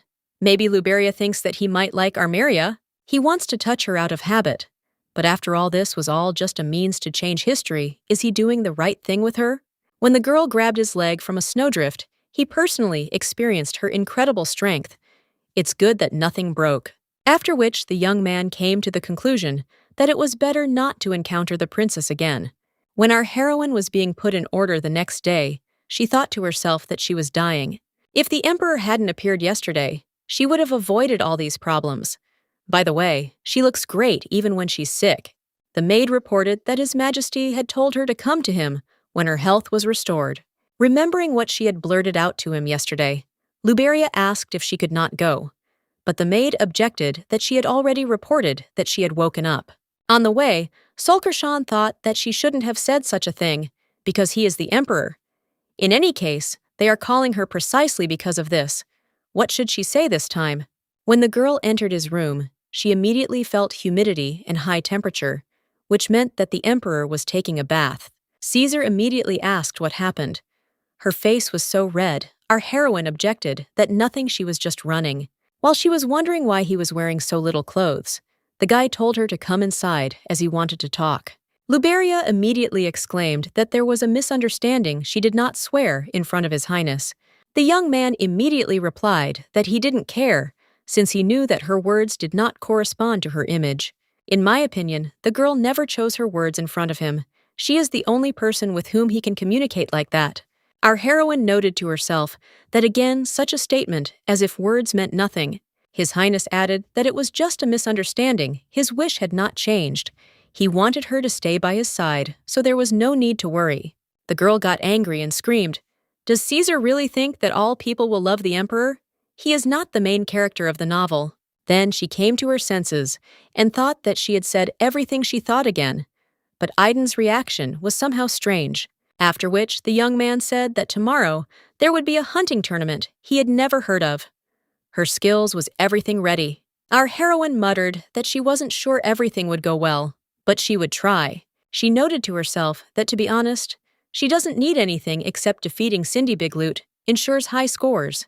Maybe it's worth catching the bear. Eden reported that she heard that whoever shows good results in the tournament will be invited to Princess Serana's tea party. Luberia noted that this is an opportunity to talk to the main character. If everything goes well, then they will find evidence of the upcoming incident. This is not to be missed. It looks like she will have to reveal her abilities at this tournament. Sometime later, the day of the hunting tournament arrived. The preparations were over. She developed a strategy and even managed to practice a little. His Highness probably doesn't even realize that the bride has prepared so much. After which, she exclaimed that she was looking forward to the hunting tournament. She would definitely win if only he believed in her. Nicholas is connected to Armeria, which is even good. Now the likelihood that he will turn into a dragon is less, but you can't relax because the guy can become more purposeful. Then she stated that in order to take part in the tournament, she needed to change clothes so she would go. Luberia understood that this was a test of courage. But why in the forest? And at night, it was a little scary. Suddenly, Cindy's voice was heard asking if she was scared and didn't want to go back. There was no need to act without preparation. Our heroine replied that it seemed like she was the one who was scared. Suddenly, a male voice was heard announcing that the candidates could disperse and begin the hunt. Looking at the dark, gloomy, dense forest, the girl thought to herself, did she really have to go there and all alone? While she was thinking about the need to collect her thoughts, since she needed to meet the princess, she saw that the lake was glowing, which meant there were fairies there. Important events happen, but their reasons may be different. It can be assumed that everything will be the same as in the original. Nicholas became a dragon because Armeria drank poison, which means she needs to be warned, then Caesar won't be harmed. Suddenly, as if from nowhere, a huge white wolf appeared, its eyes glowing red with rage. Our heroine's legs stopped obeying her from fear. Is this really how she will die? But suddenly, the enraged animal was struck by an arrow that hit the target right on target. It turned out to be the princess, who asked if everything was okay and if she was hurt. It turned out that the girl had only slightly wounded the wolf, so first she had to deal with him. Therefore, Luberia said that she would attract attention with an arrow, and she should run in the other direction, after which our Mariah would follow her. Our heroine tried to object, but the girl interrupted her and told her to run. On the way, Solkershan found a cave in which to hide. She was supposed to protect, but instead, she received help. Why does she look helpless, even though she has strength? After a short period of time, the princess appeared stating that she was there and well hidden. The girl reported that she was okay, and the wolf seemed to have left. Luberia immediately thanked her for saving her. If it weren't for her, our heroine would have really died. Armeria replied that it was difficult for even a knight to deal with a white wolf alone. She was also afraid of him. And this was natural. It was good that Solkershan was found before the sun rose. When the princess took our heroine by the hand, she immediately noticed that her hands were shaking. She was scared, but the girl decided to help. What a big difference they have, the same strength. But she is afraid. Chelan said that the animal was strange. Usually, a white wolf always has black eyes, but this representative had red ones. Perhaps someone was controlling him. Luberia muttered, was it possible that someone was targeting her? But she was always kind. Armira replied that, for now, these are just guesses, so there is no need to cry. Suddenly, the princess sat down sharply and told them to be very quiet as the wolf was heading into the cave. A moment later, the very same creature actually appeared, and it looked unfriendly. While Solkershan was panicking that the end had come for them, the princess stated that they had discovered their hiding place. Then, Armoria handed her something and said that when she gave the signal, please let her send it into the sky. It was a signal flare. Now was an emergency, and they needed to survive. After these words, the girl suddenly began to run, distracting the wolf's attention and shouting at the same time that it was necessary to begin now. Our heroine immediately did everything that was necessary and noted that people should see it anyway, after which, smiling happily, she turned to the princess to say that they had succeeded. But the situation turned out to be even worse than before. Armoria fell through the ice and began to sink. Our heroine understood that she needed urgent help, but it was too late to run towards the wolf. She tried to collect her thoughts, since she couldn't remain idle. What could she do right now if she had lost her sword while running away? Then an idea came to her mind, so she picked up a huge boulder and muttered that she could protect the princess this time. Throwing it towards the animal, the girl stated that it would hit the target straight on. Then she quickly headed towards Armeria and quickly pulled her out of the water, but she was already unconscious. Luberia asked her if everything was okay with her, but she didn't hear anything in response. Solkershan began to panic that she was late. Suddenly, the princess was doused with water as the girl began to go under the water. Armeria was exhausted, so she could only whisper her name. Meanwhile, the man said that it seemed that no one could resist the beauty of the princess. But Lady Karshan of Skadi was also an extraordinary beauty. The interlocutor objected that it was better not to say that because they were next to this empire. The guy objected, what's the big deal? Everyone is busy now because of the tournament. Luberia is very fragile. It has a special charm. The young man angrily said that his tongue would bring trouble. They could have big problems. But the young man did not calm down and continued to say that this lady would win the hearts of the men in the kingdom. The guy still had no idea that the emperor had appeared behind him and was saying that with her shiny golden hair, blue eyes, and soft white skin, she looked like a doll from another country, didn't she? Suddenly, the voice of His Highness was heard, who noted that they were interested in his bride. They immediately bowed and began to greet the red sun and the brave lion. But Caesar did not accept this. After which he said that the young man speaks well. Let him introduce himself and say what family he is from. The young man muttered that he was the second son of the Duke of Hamold and then began to try to justify himself. But Idan interrupted him and declared that he had dared to mock the emperor's bride. A simple apology was not enough. He would convey all his words to his father. The duke's son again tried to say something in his own defense, but his friend asked him to shut up and leave there quickly. On the way, the guy thought that those people were so stupid that they didn't even recognize the royal residence. How dare they insult his bride? Suddenly, he heard a conversation between two people who were discussing the fact that a signal flare was used in the forest. It seemed that the princess did it. A meeting of the participants was announced immediately after this, but Armeria and Luberia have still not been found. The young man immediately approached them and asked what it all meant. What was wrong with his beloved? The guys said that the signal came from the area near the fairy lake, so they were going there. His Highness immediately said that the matter concerns his bride, so he will go on his own. Let them tell him the exact location. At this time, our heroine began to go underwater. It seemed to her that every cell of her body was frozen. Even if she experiences it again, she still won't get used to it. Liberia would live more for herself if she knew this would happen. She doesn't care if it's reality or a novel. She would have a heart-to-heart talk with him. Maybe one day she would fall in love with Caesar. The young man who came to her aid thought that it was difficult for him to swim because his whole body was frozen. What should he do? Then His Highness noticed that a bright light was enveloping Solkershan. The young man immediately remembered that this body of water was called the Lake of Fairies, and they protected the girl. Caesar tried to wake her up, but there was no reaction when he put his finger to her nose. He realized that she was not breathing.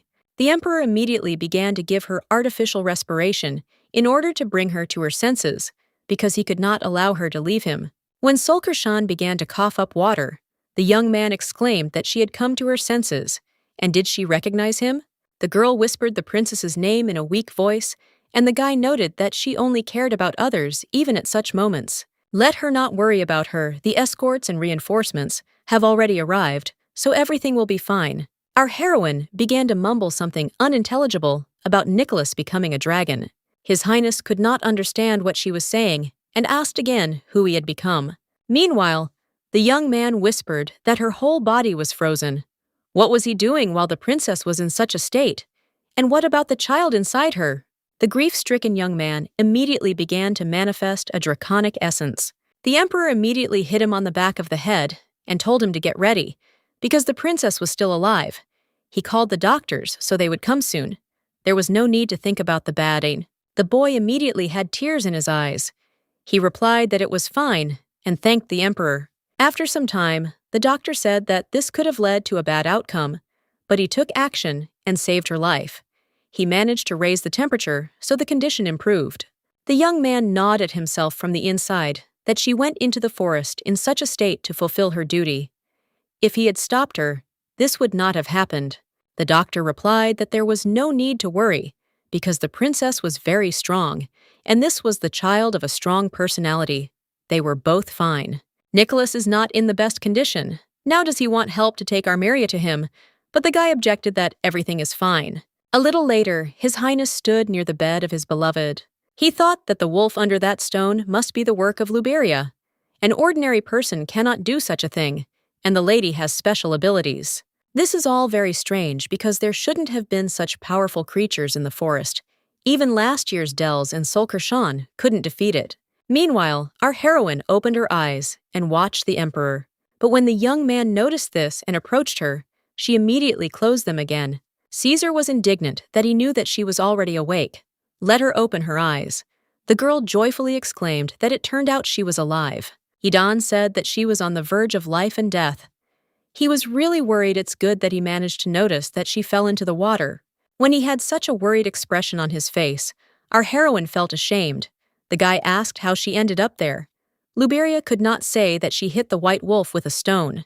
Therefore, she began to mumble that she didn't remember well. Perhaps she had met a wolf. The young man replied that this was strange because this animal was cruel and dangerous. It shouldn't have been in this forest. Caesar began to tell his version of the events that had happened. She had saved the princess, lost her strength, and was unable to get out of the water. Then suddenly a stone flew, and the white wolf disappeared, whether that was true or not. The girl was taken aback and muttered that she didn't remember. Idan noted that when you sleep all day, it's hard to remember anything.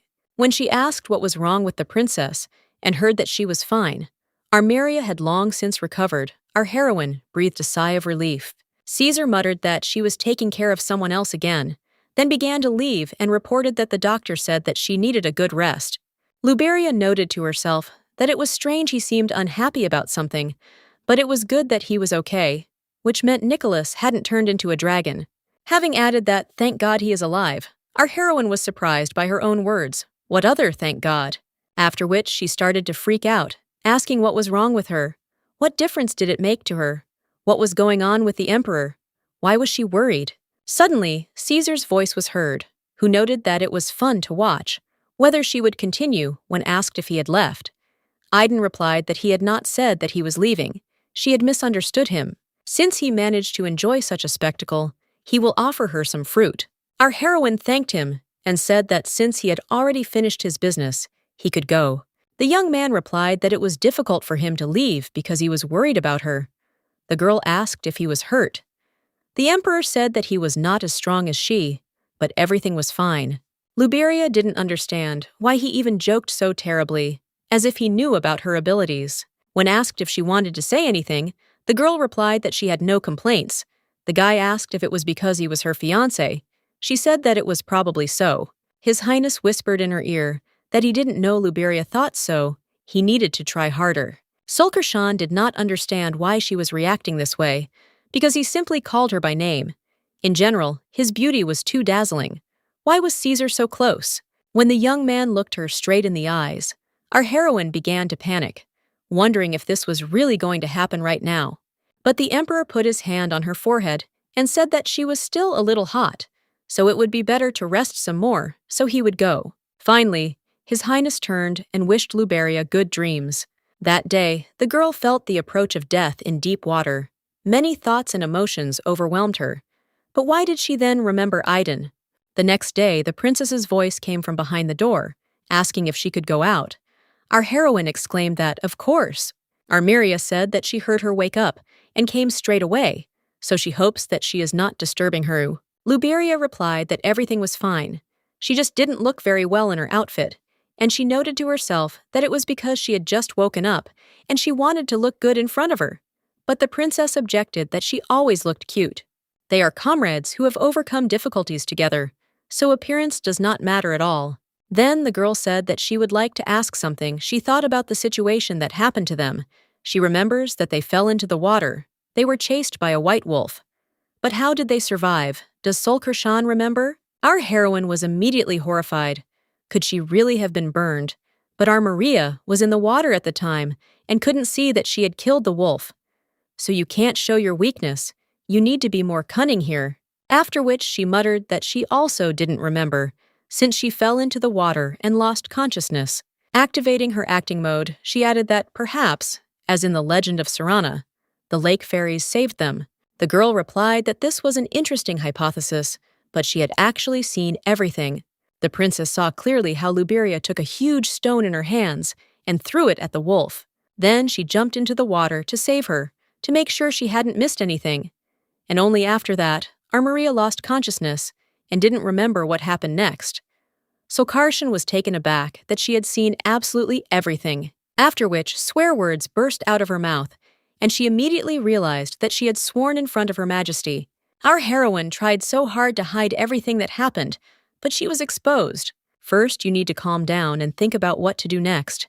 Maybe start threatening her, but she cannot do something so disgusting against such a kind and pure person.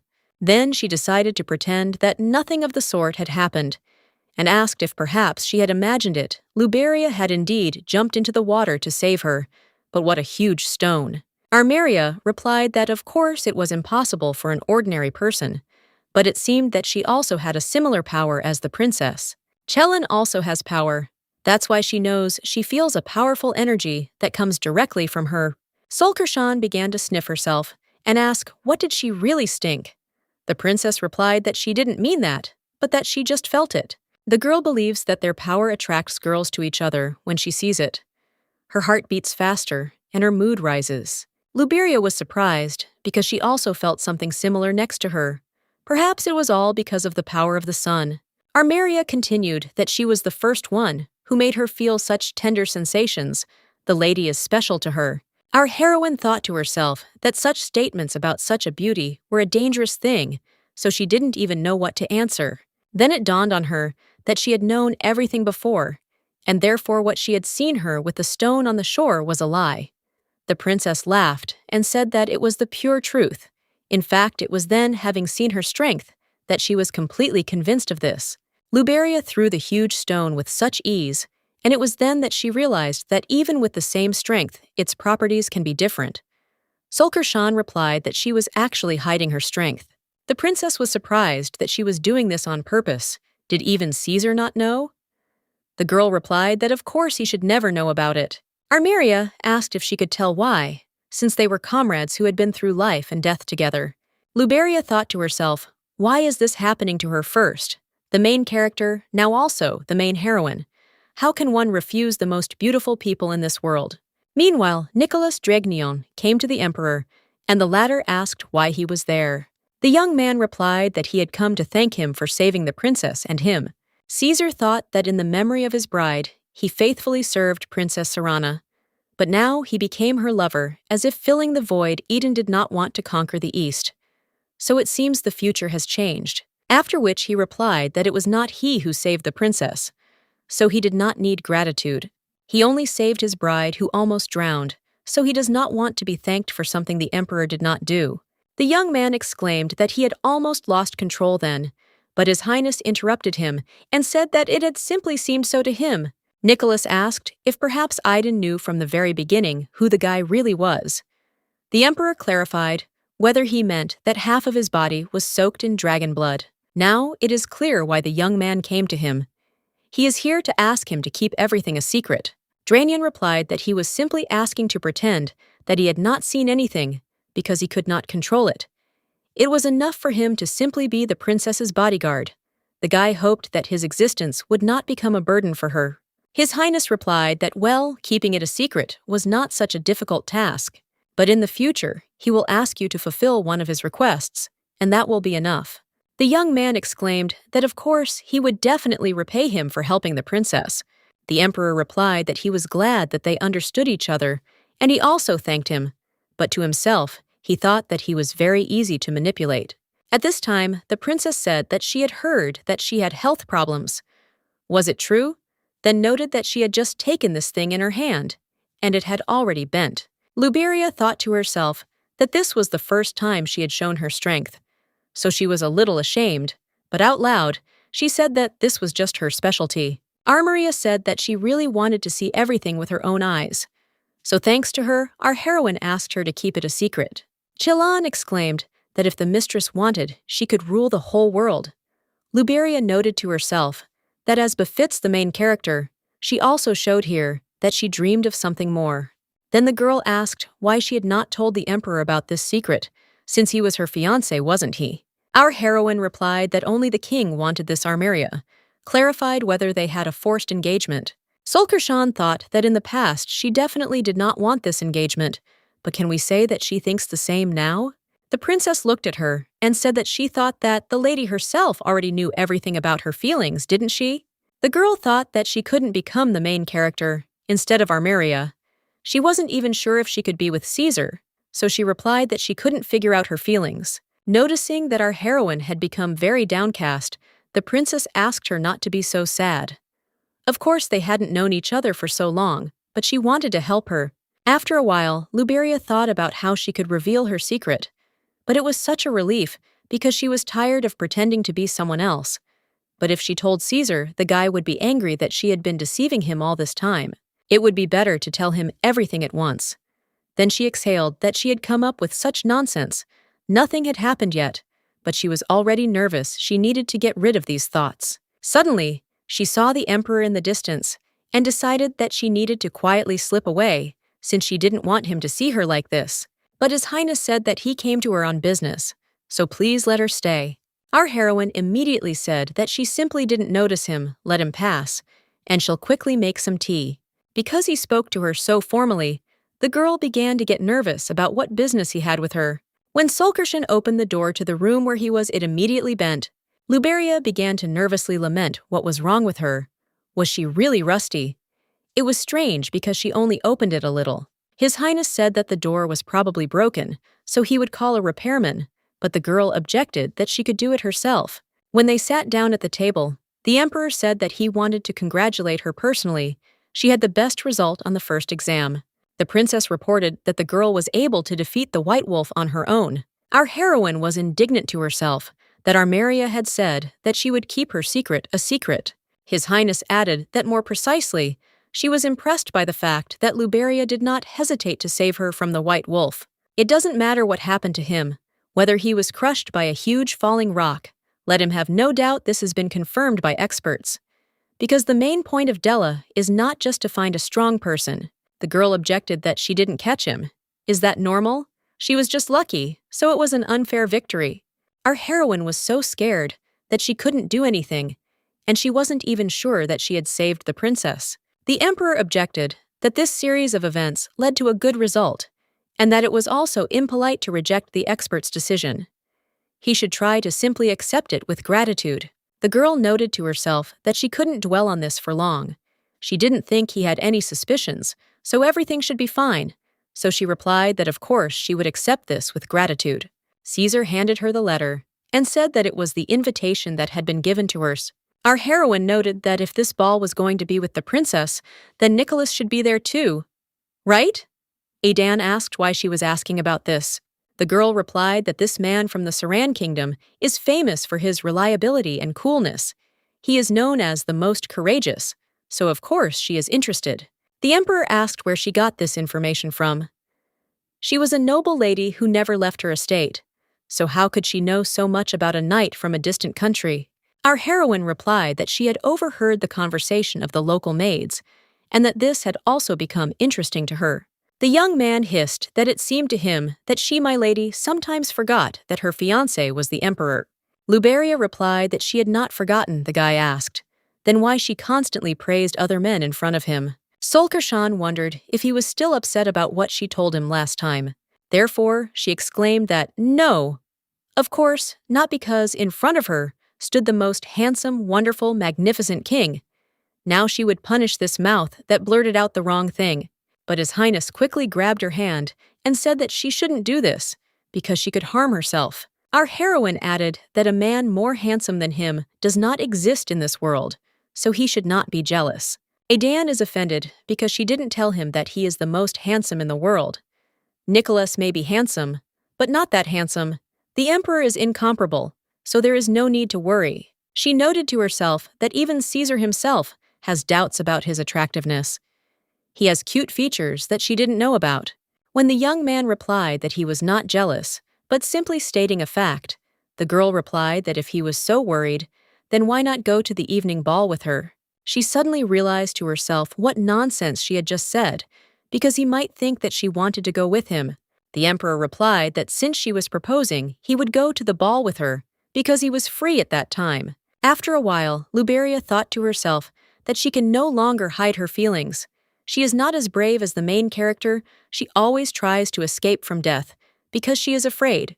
But now our heroine is completely convinced that she loves His Highness. After a while, Cindy said that it was really impressive. They managed to use the incident with the wolf to the princess's advantage.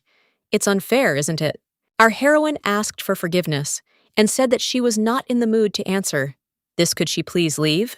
In fact, Luberia was busy thinking the emperor does not even love her, but still got engaged to her, always appears when she needs him and confuses her. It was really hard to admit this to herself, but she really did love him. Then she thought for a moment and muttered out loud that maybe she should become the main character of this story after all. The girl was furious. How could she not be ashamed to say that she would become the main character in the second exam right in front of her? She put so much effort into becoming Della, and Solkarshan says such things when she is here. This place will belong only to her, and no one else. The girl thought to herself that in fact she is an ordinary villain stuck in a pattern, and therefore there is no point in even getting angry. Suddenly, the princess appeared and said that she was worried about the results of the first exam, which is why she came to her. Are the other contenders causing her problems? Everyone is trying to become Della, but some people don't know how to accept their defeat. So she's afraid that this arrow might be aimed at the mistress. When Luberia replied that she didn't pay attention to it because it was an important exam, and everyone was very focused, and she was already used to disapproving looks. Armiria noted that her words always made the princess happy, which touched her. Then the girl added that she had many stories that she would like to tell Solkarshan, but it would be better to do this at a tea party sometime later. Our heroine immediately asked if the fact that she killed the wolf remained a secret. The princess replied that there was no need to worry. She would undertake to keep her secret, and especially hide it from Caesar. Our heroine reflected that she resisted, because she didn't want to follow the original plot, but it seems she can't resist beautiful people. After some time, Armoria noted that His Excellency had also arrived. She prepared another cup of tea at the lady's request. Our heroine answered that yes, they came together, but to herself she thought that Aiden was not in the mood for some reason. Besides, Nicholas came as the princess's partner, and she thought that he would be here as a guard.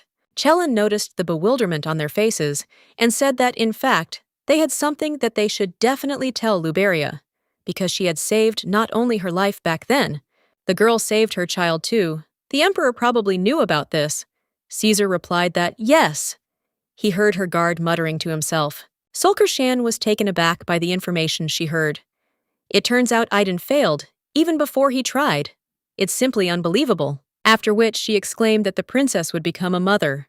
Her congratulations! Armeria thanked her, and replied that it was very important for her to receive congratulations from her. Then it dawned on Luberia that Nicholas was the father, and now it turned out that he did not suffer from unrequited love, so no one would suffer because of him. Suddenly, tears started streaming down our heroine's cheeks, and she couldn't control them at all. Everyone present started looking at her strangely, so she decided that it was necessary to change the topic as quickly as possible. After which, she quickly grabbed a piece of cake and exclaimed that it was so delicious you'd just lick your fingers. The emperor asked sullenly if she really liked it that much. Maybe she was just hungry. Let her tell the truth. Nicholas noted that apparently Milady loved sweets more than the one she was engaged to, while Luberia was burning with shame. What will happen to her image now? They probably all think she is very strange. However, the cake turned out to be really tasty and not sweet at all. Why not? Armeria explained that His Highness came early and gave instructions to make the desserts less sweet, specifying that the bride does not like cloyingly sweet desserts. It seems that he values her very much.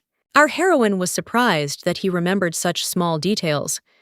She never thought that the emperor was so attentive.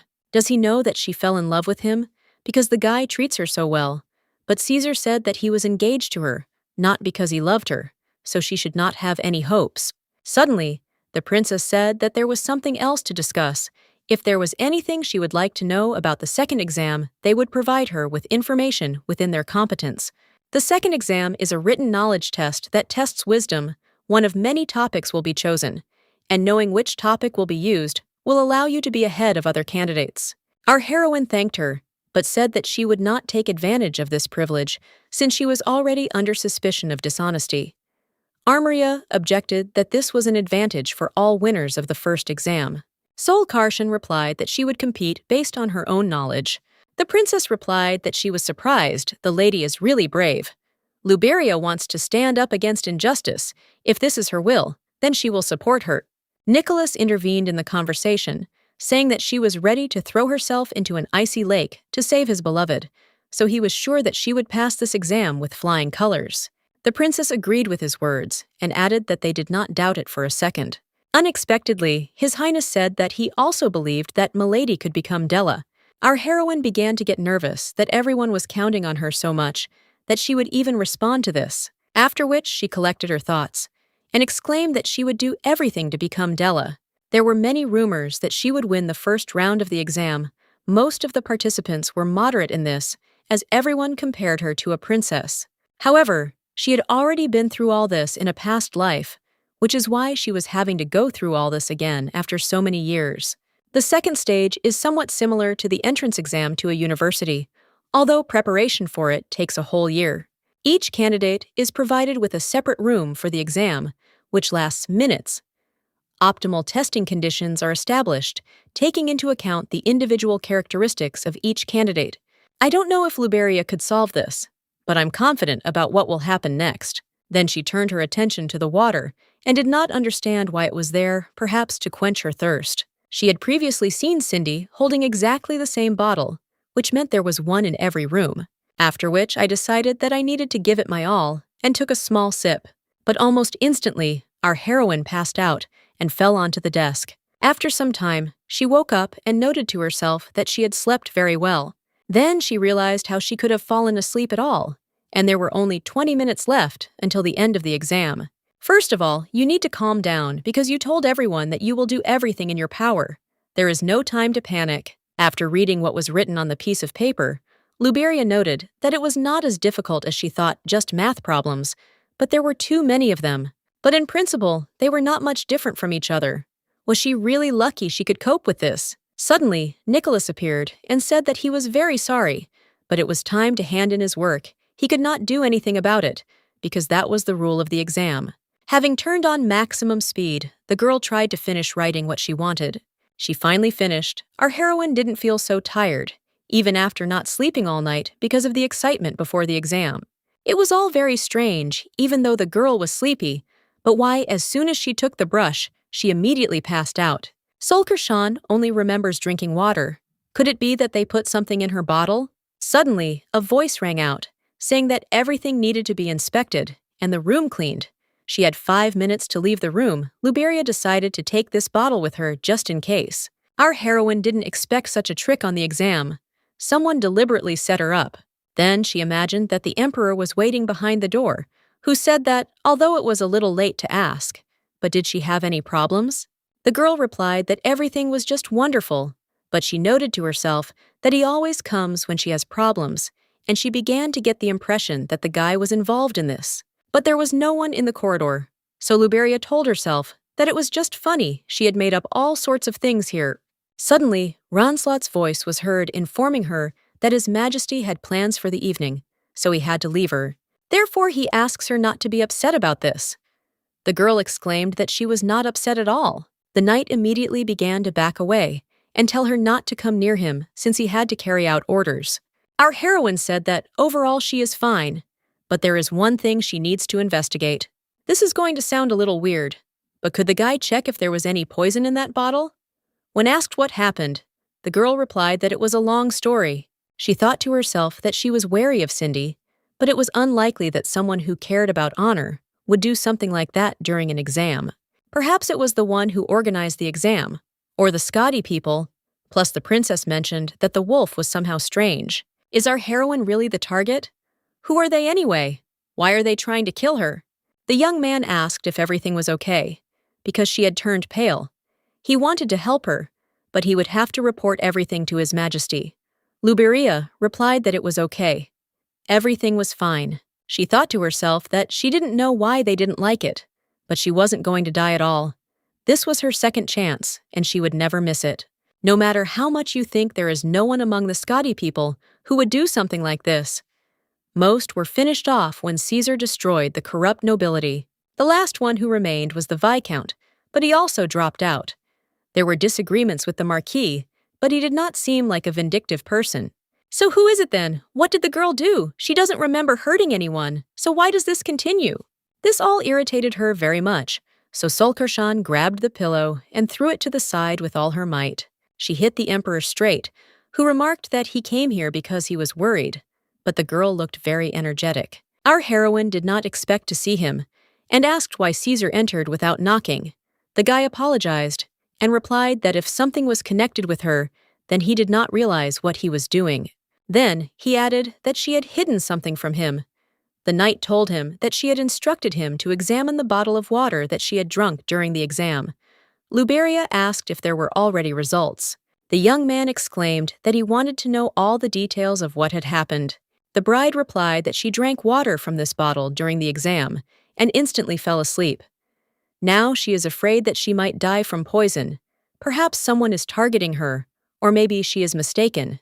The young man was taken aback by the information he heard, and muttered that it was very mean. Our heroine said that this could happen again, so now she can't sleep peacefully. The emperor declared that he had no other choice. Then he would stay and sleep with her today. If they did so, she would no longer be afraid. Then he moved even closer to her and said that there was no need to be shy, because she looked very scared. When he put her to bed, our heroine thought about what she should do now, as she had asked me to do. When asked what would happen if someone found out about this, the guy asked if it was really a problem. Luberia exclaimed that of course it was a problem. An unmarried girl in the same bed with a man her wonderful life in another marriage would be destroyed. The young man replied that he wanted to upset her, but her path to marriage was already blocked, and he did not intend to break off the engagement with her. The girl asked in shock if Her Highness hated her. The guy asked her why she thought that Luberia didn't want to marry him, but he was trying so hard to change her mind. Maybe she hated him as our heroine decided that he got engaged to her, not because he liked her, but to use her. There is no need to be mistaken about his feelings for her, because Caesar is not interested in her. The young man realized that she did not want to answer, so he collapsed next to her and said that it would be okay if they slept together, since they were engaged after all, and there shouldn't be any problems. Then the young man stood up abruptly and said that he had forgotten something, after which he began to take off his outerwear.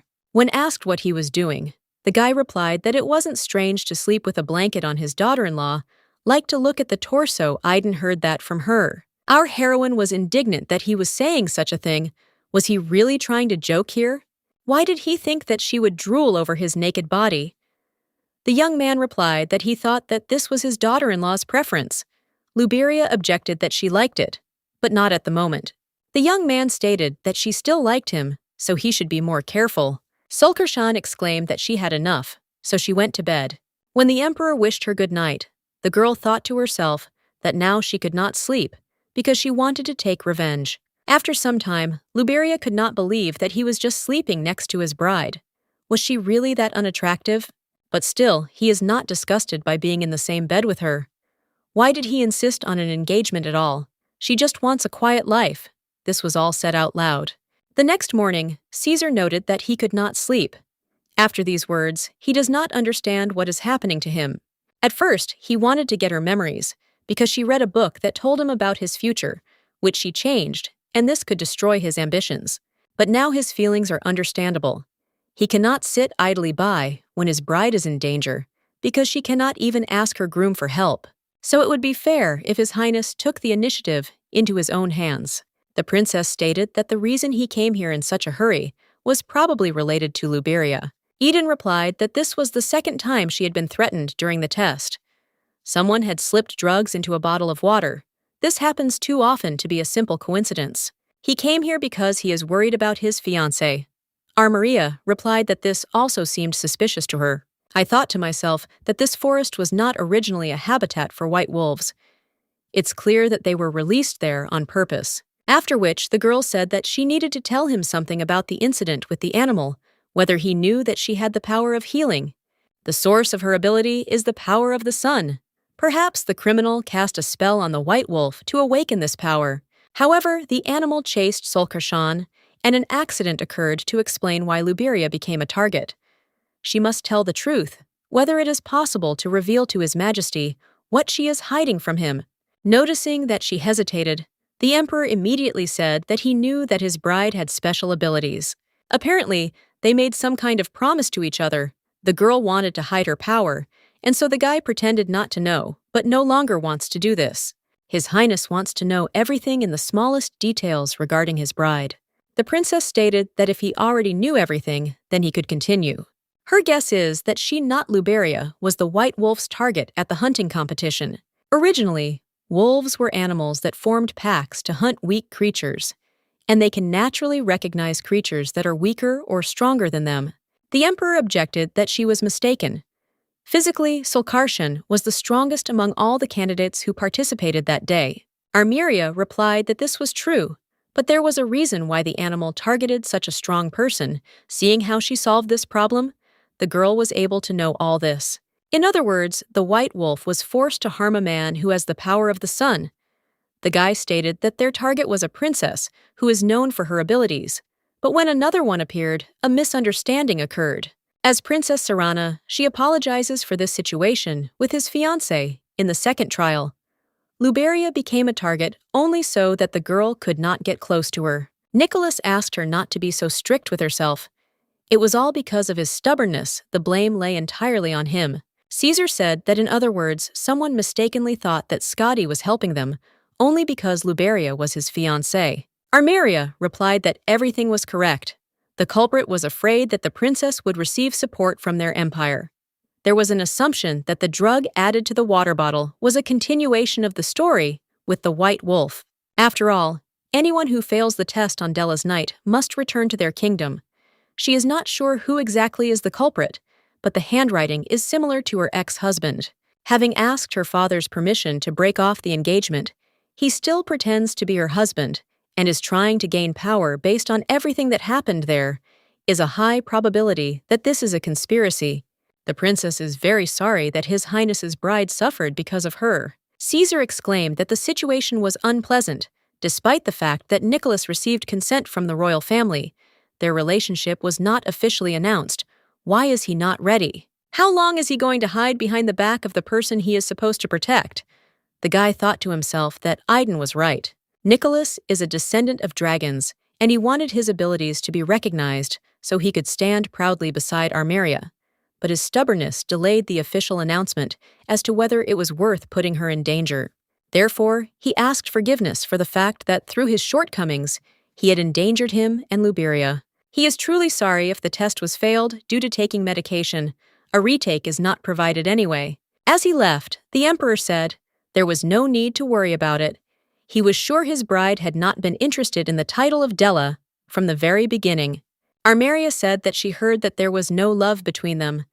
But was she the only one who felt that Caesar really liked Luberia?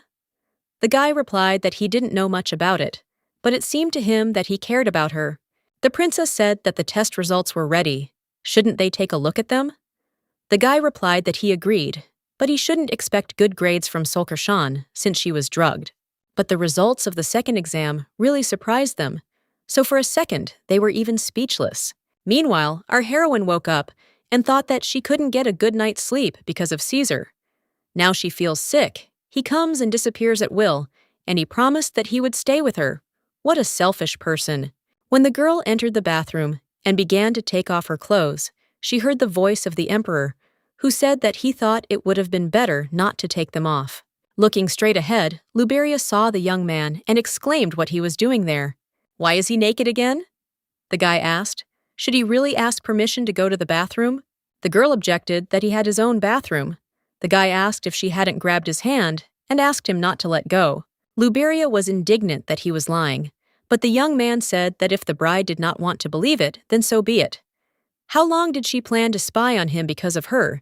He could not change his clothes. The girl replied that she was not looking at him. When Caesar said that, since she had already seen enough, then he would go, the girl lost her footing and fell to the floor. The guy immediately said that he had noticed for a long time that she had very weak knees. His Highness helped her up and asked if everything was okay with her.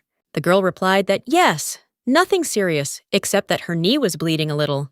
The young man immediately picked her up in his arms and said that first, it was necessary to take her to the room and carry out treatment. Our heroine thought to herself, why does it seem to her that Aiden can't look her in the eyes? Is he really embarrassed? On the way, the young man asked if she was in pain, and if anything happened, he could call a doctor.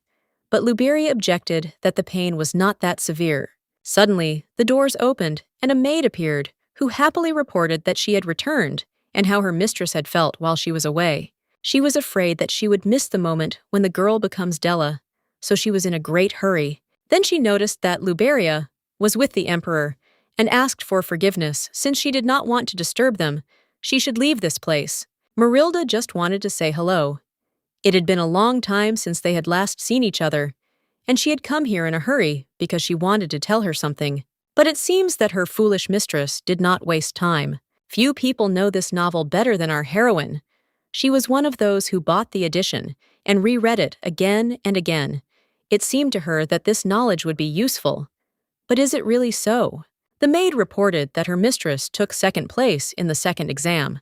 After some time, the girl looked at the results herself and was convinced that it was true. Suddenly, Cindy's voice was heard saying that she had just found out that she had barely made it in time, so it was surprising that she had gotten second place under the circumstances. Wow, what a surprise! Did Solkershan really prepare for this exam? Our heroine noted to herself that even here she had already formed her own company, but she was not popular in social circles. Solkershan must have experienced this constantly. The girl simply grew up with the thought that she was an orphan, and Luberia isolated herself, fearing misunderstandings towards her, since they are so similar. It is not even surprising that she took possession of this particular body. Cindy's boasters exclaimed that compared to her, who took first place, Solkershan was simply nothing. Our heroine was taken aback by the fact that she had won. The girl asked what Luberia was doing.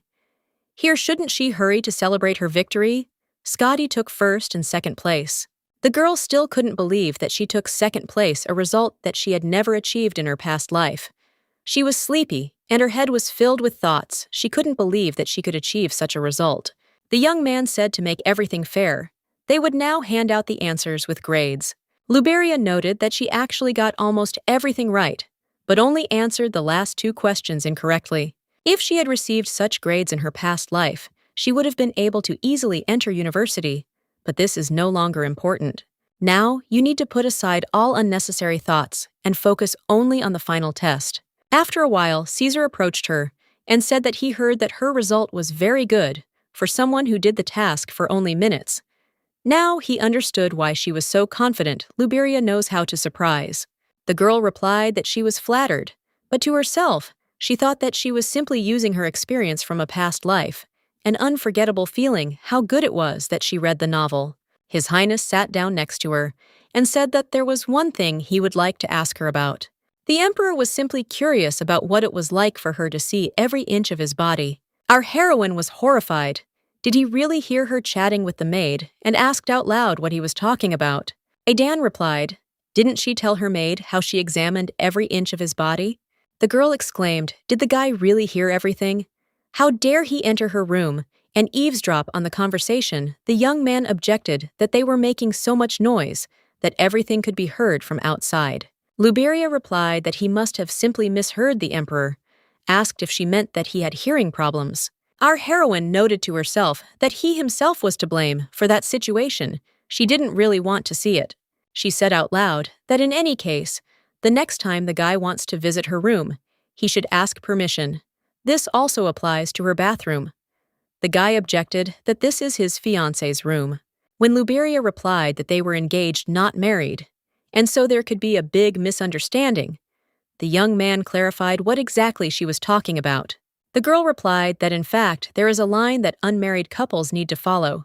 Just like that time when he lay down next to her, he shouldn't have done that. The young man asked her if she didn't like it when he slept next to her. Solkershan replied that this was not entirely true, but in any case, did he understand her? She promises that he will not be well off if he breaks this promise. The Emperor asked where the bride gets such words from. Our heroine replied that it didn't matter at the moment, so let him just promise her, and His Highness did so. After which he asked if this promise was only valid while they were engaged. Luberia answered that probably yes. The Emperor stated that it was then necessary to hurry with the wedding. The girl initially answered that yes, but then she came to her senses as she realized what he had said. His Highness added that he did not like this promise, and therefore hoped that she would soon change her decision. Upon returning to Scotty, they will immediately get married, no more. Objections will be accepted. Now they crossed their little fingers, which means that they made an oath to each other. Our heroine immediately pulled her hand back and exclaimed that this was unfair. The Emperor asked if she didn't like something, so then let her tell him, and he would listen. The girl replied that when she was young, she dreamed of a wonderful marriage proposal, so that it would not be ordinary in any way, but in a beautiful place surrounded by flowers, and so that the groom would serenade her. Namely, my beautiful little fairy, you are all that I have. The guy did not understand what kind of fairy. After which she added that she would pretend that she had not received the offer, and began to run away. The young man stated that he had no other choice, so he had to do as she wished. The final exam is the social score, which determines the impeccable manners and elegance of the participants. There were 2 days left until the final test, so the princess and our heroine went to the market square. Armeria, upon seeing the pink shoes, exclaimed, "Aren't they lovely?" Solkershan replied that it would be very cute if a child wore such shoes. And also the bow and arrows look very cool. All noble girls are trained in archery from an early age. When asked if she already knew the sex of the baby, the princess replied that it was just her intuition. Solkershan noted to herself that the novel said that she had bad intuition, but nevertheless, she saved Caesar's life several times. Perhaps this is the ability of the main character. After which she said that it would be great to buy a beautiful dress for the baby in advance. Meanwhile, Nicholas told His Majesty that he had no idea that everything would turn out this way. Aiden replied that he did not need to apologize. They met by chance on the street and decided to explore the market together, so they couldn't stop it. Suddenly, The young man thanked him for the warning. It helped him realize how smug he had been. When asked whether he had decided to announce his engagement to the princess, the guy replied that yes, he plans to use this opportunity to correct his mistakes. He also plans to reveal that he is a descendant of dragons. The emperor replied that this is not a bad idea. Nicholas said that Caesar has helped him twice already, so he really wants to repay him for his help. The young man replied that he never thought that he would give advice to anyone, and that he did not even intend to save him at the lake, but did so only because someone else wanted him to help him. Dragnion asked in surprise whether he wanted to say that it was Luberia who was trying to protect him. His Highness replied that this was exactly how it was. This girl was constantly getting into trouble, so it was her who needed to be repaid, not him. The guy wondered if he was the only one who felt that the emperor really liked Sulkershan, and said out loud that she really was like the sun, and must be very dear to him. Caesar objected that not really, but he didn't have time to explain anything further, because the girls came out to them, and it turned out that he met Luberia's gaze. As Nicholas began to ask if they had finished sightseeing, the guy abruptly turned away. Armeria apologized for the long wait, but our heroine didn't understand what was happening to Aiden. Therefore, I approached him and asked why he turned away. Let him tell it like it is. The emperor objected that everything was fine, but the girl said that he was a liar because it was all written on his face. The young man looked at her and wondered if perhaps he really was a liar, since he was completely unable to hide his emotions. After which he said that it was already late, so she should go and buy the dress she was going to buy. Luberia exclaimed that, indeed, she had already completely forgotten. The boys quietly whispered, "Isn't this love after all? Don't these two love each other?" On the way, the girl asked why he was looking at her like that when he had nothing to say. Caesar objected, couldn't he look wherever he wanted? Things that you shouldn't look at and that you shouldn't touch. Isn't that part of their promise? Our heroine replied that rules are rules, but worrying is something else entirely. Eden replied that nevertheless she continued to devour him with her gaze. Luberia indignantly exclaimed that he was simply unbearable. She really had not seen anything. The emperor asked why she did not put her hand on her heart, and repeated again. She talked about it freely with the maid, and even seemed to say that she liked it, or that he was wrong. Sulkershan blushed and shouted that okay, she saw everything. However, didn't he come to her? Because he was bored. The one who was there without permission was to blame. When she turned and walked away, the emperor stated that he had nothing to say. Meanwhile, at the Saran Kingdom exhibition, Jehu Lee Sales was yelling at his subordinate and asking why he couldn't handle such an easy task. He couldn't even cope with such an easy task as mixing medicine into water. How did this girl manage to take second place? The young man tried to explain that Luberia was on drugs. He personally saw her sleeping, but the leader yelled at him to shut his mouth, useless trash. This was such a wonderful opportunity to remove the emperor and his beloved. Then he snapped his fingers, and the guards began to lead the guy away, and he screamed to be given another chance.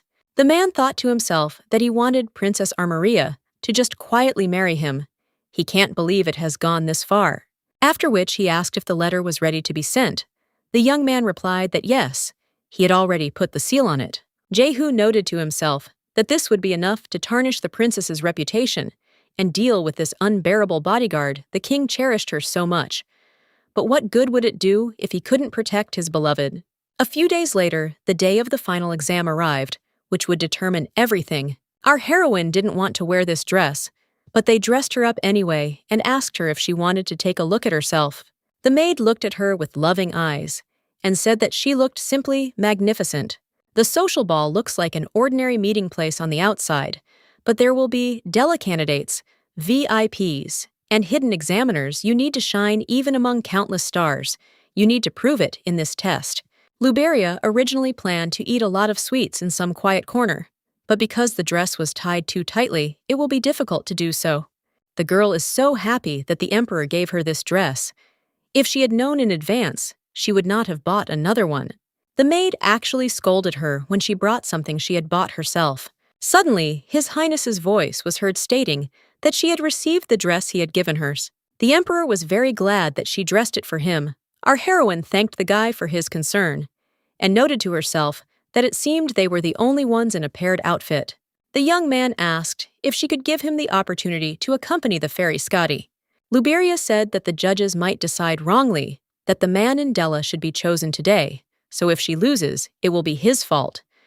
Aiden countered that if she is really concerned about this, then she should let them know. Then the young man stopped, abruptly, looked at her, and said that he believed that she would pass this exam better than anyone else, after which he once again assessed her appearance and said that even the goddess of spring could not compare with her beauty. The girl is the most beautiful in the whole wide world, so he gives her his blessing. One of the girls immediately whispered that the rumor that the emperor was very concerned about his bride turned out to be true, while the other muttered how one could behave like that in front of everyone. After a short period of time, it was announced that Princess Armaraya had arrived, and she said that they had prepared a banquet for everyone, so let them enjoy this evening.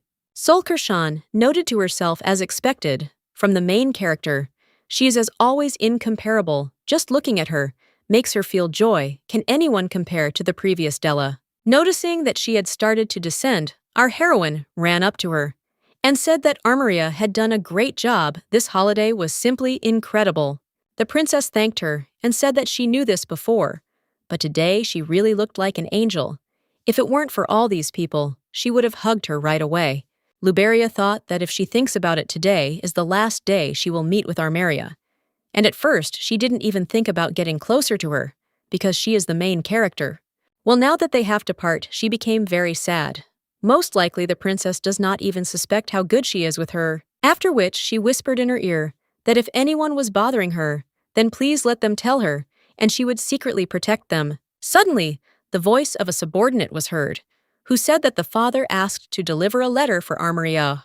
The princess noted that it was somehow strange why he gave her her father's letter, since this servant should be under the complete control of the seller.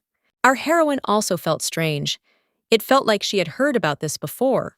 Suddenly, she felt as if she was struck by an electric shock again, and Luberia asked if she could read this scroll. She thought to herself that he definitely had some significance in the novel. Every time she tried to remember something, her head started to hurt like crazy. Then, everything suddenly started to swim before her eyes, and the girl lost consciousness again. The incident, in which the dragon awakened in Nicholas, was due to Armaria drinking poison and losing consciousness. At this time, the criminal tried to kill the princess by giving her more poison, and then the face of this scoundrel appeared. Our heroine is so stupid. How could she even forget about this important moment? When she came to her senses a little, she said that everything was fine with her. She just felt dizzy for a moment. Suddenly, the emperor appeared, who immediately took her in his arms and said that he would take care of her. The girl was feeling very ill, so something bad could happen. Solkershan looked at him and with her last strength muttered for his majesty to put her back on the ground. When asked why she was being stubborn, since she even looked very bad, our heroine pointed her finger at the scroll and said that it was because of the letter. Armaria said that Luberia thought it was a threat, but when she opened it, she saw that it said that her father was proud of her because she had spent this wonderful evening, Della. At first, the princess thought there was nothing unusual about him, but then something dawned on her. The handwriting on this document is so similar to my father's, but the difference is almost imperceptible. The seal is different. It is a fake, but it is made so perfectly that if Luberia had not suspected anything, she would not have noticed that there was anything wrong with the letter. Our heroine muttered that the count was definitely behind this conspiracy. He must have laced the letter with some kind of potion, and the Armaria was outraged that some count had the audacity to plot the murder of any princess of the nation and the emperor's bride. Solkershan said that she felt that this time his target was Nicholas. Firstly, even after releasing the White Wolf, he still failed to attack the princess. Then, he couldn't send her home, even when he poisoned her during the test. Thirdly, she feels that he will attack someone close to her if something happens to Armaria during such an event. The blame for it will definitely fall on her security guard. The princess sighed heavily and said that she was so sorry that she had dragged her into all this. Solkershan exclaimed that there was no need to say that it was not her fault, and in fact, Luberia had also become the count's target. Only because the emperor decided to marry her, isn't that right, His Highness? But even if something happens to her, let her not dare to blame Nicholas for it, and not think about destroying the kingdom of Serena. The emperor asked if she really wanted him to do nothing, even if his people suffered, so that Aiden should sit still like a fool or what. after which he gave the order to immediately close the ballroom and bring the one who brought the Armaria scroll. They just need to get this thing sorted out before anything happens. When our heroine asked what about Nicholas, the emperor immediately remembered her words about him being the most handsome man in the entire kingdom, and told her that he did not want to see her now. After some time, when she approached the door, the security informed her that until the investigation was completed, entering and leaving the ballroom was prohibited. This was an order from Caesar, so they hoped for understanding. The girl wondered if it was too much. What had she done that would forbid her everything like that? Luberia said that she should go to her place. Then the guy warned that the count might be somewhere outside, so please let him move around the palace with guards. But she objected that she didn't think he would do anything to her here. On the way, Solkershan thought that something was clearly wrong here. She wanted to question the count about why he was targeting her. If only he would just appear in front of her at the right moment. Suddenly, she heard a cry that the young man was a stupid servant who had failed to carry out his order and had come running to him with his tail between his legs when the job had failed. The young man replied that he had simply delivered the letter as he had been ordered, but it seemed that it had been discovered and that the guards were now looking for him. What should he do? The man was indignant. Why should he be held accountable for his mistakes? The servant lamented why everything turned out this way. He only carried out the count's order. Let him please help him. Jehu just kicked him in the stomach and yelled that he had done anything good to ask him for help to shut his mouth. Our heroine slowly began to become completely enraged, using people and then getting rid of them like unnecessary trash. Such a person deserves divine punishment, after which she turned her attention to the pebble that lay next to her. And once again, I thought that indeed, if you commit bad deeds, you will receive divine punishment. Therefore, you can punish him a little, after which she threw a pebble with such force that it left a dent in the wall. Our heroine realized that she had missed by a little, so she threw the stone again, which hit the target right on target. The man screamed that his hip was broken. Maybe it was a hired killer. Luberia immediately approached them and said that she wanted to try to help. She was just passing by and heard a scream. Looking at the unconscious man, the girl thought that she didn't want to knock him out. What should she do now? Maybe she should just go and bury him. But no, maybe he is trash, but her conscience will not allow her to do that. First, she needs to bring him to his senses. Suddenly, the emperor's voice was heard asking what she was doing here, since she had said that she would return to her room. Having stopped trying to bring him to his senses, the girl asked what His Highness was doing here. The young man looked at her suspiciously and asked if he was unconscious or something. Solkershan replied that yes, he was.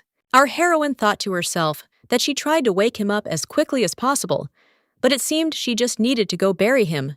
How could she explain everything now? Suddenly, the voice of the mercenary was heard, who said that he did it. The count refused to pay him, so he got angry and then struck. Milady is not guilty of anything. He will explain everything, but our heroine did not understand why the guy was trying to help her. Then she decided to pretend that she felt ill, so she grabbed her head and exclaimed that she felt dizzy. After some time, she heard a conversation about someone seeing the count ordering a young servant to poison Milady's water. But Luberia came to her senses and solved the test in just minutes.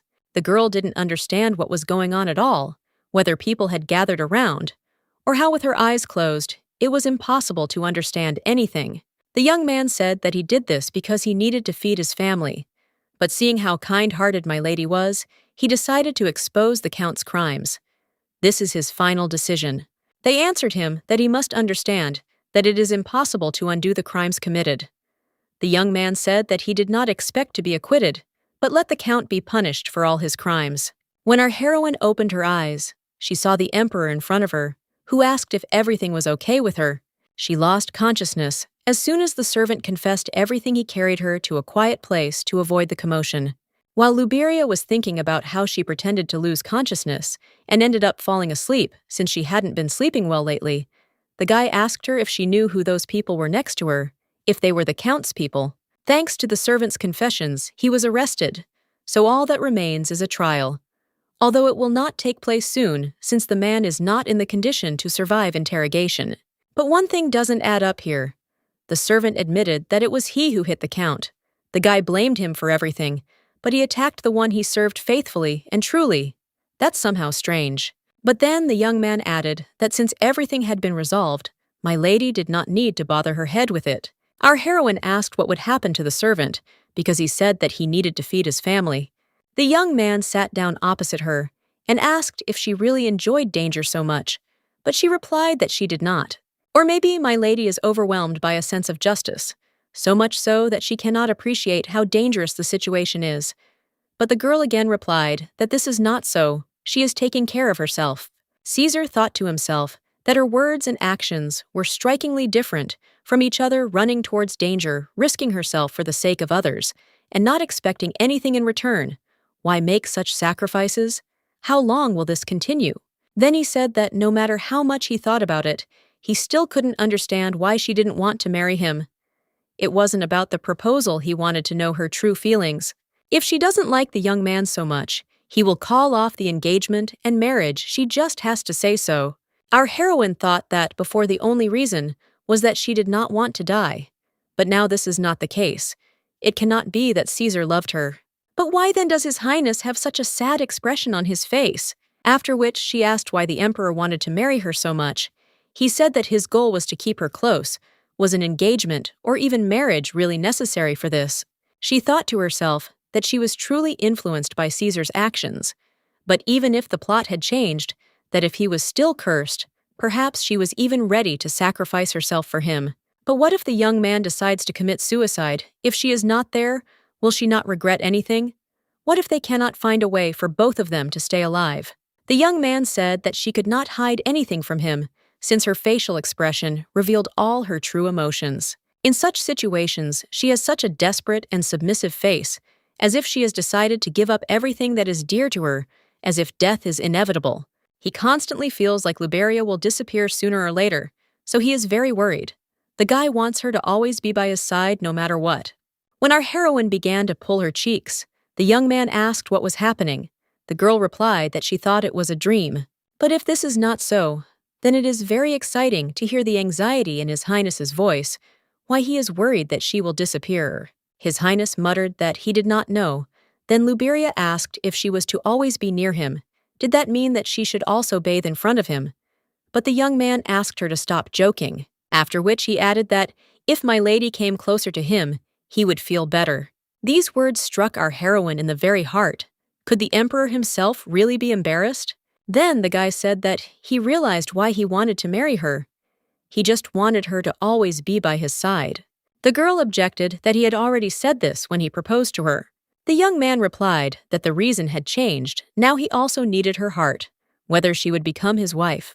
After some time, the princess asked why she was doing this. What happened? When she added that it might be because of yesterday, our heroine immediately exclaimed what Armoria meant by yesterday. The girl explained that, as they thought the culprit was that man. Yesterday, the count's servant confessed to everything, but the man is now in a terrible state. Luberia replied that she had heard about it, but she thought to herself that she had committed the beating in another country, and if she was caught, that would be the end of her. The princess added that she thought it was difficult for the servant to do this, and whether it was by chance Solkershan started muttering that she bumped into him by accident. They almost died because of him, so she thinks that such people deserve punishment. She didn't do it on purpose. It just happened that way. Armeria replied that she did not blame her. The girl had risked everything, no matter what it cost her. Anyone would only praise her.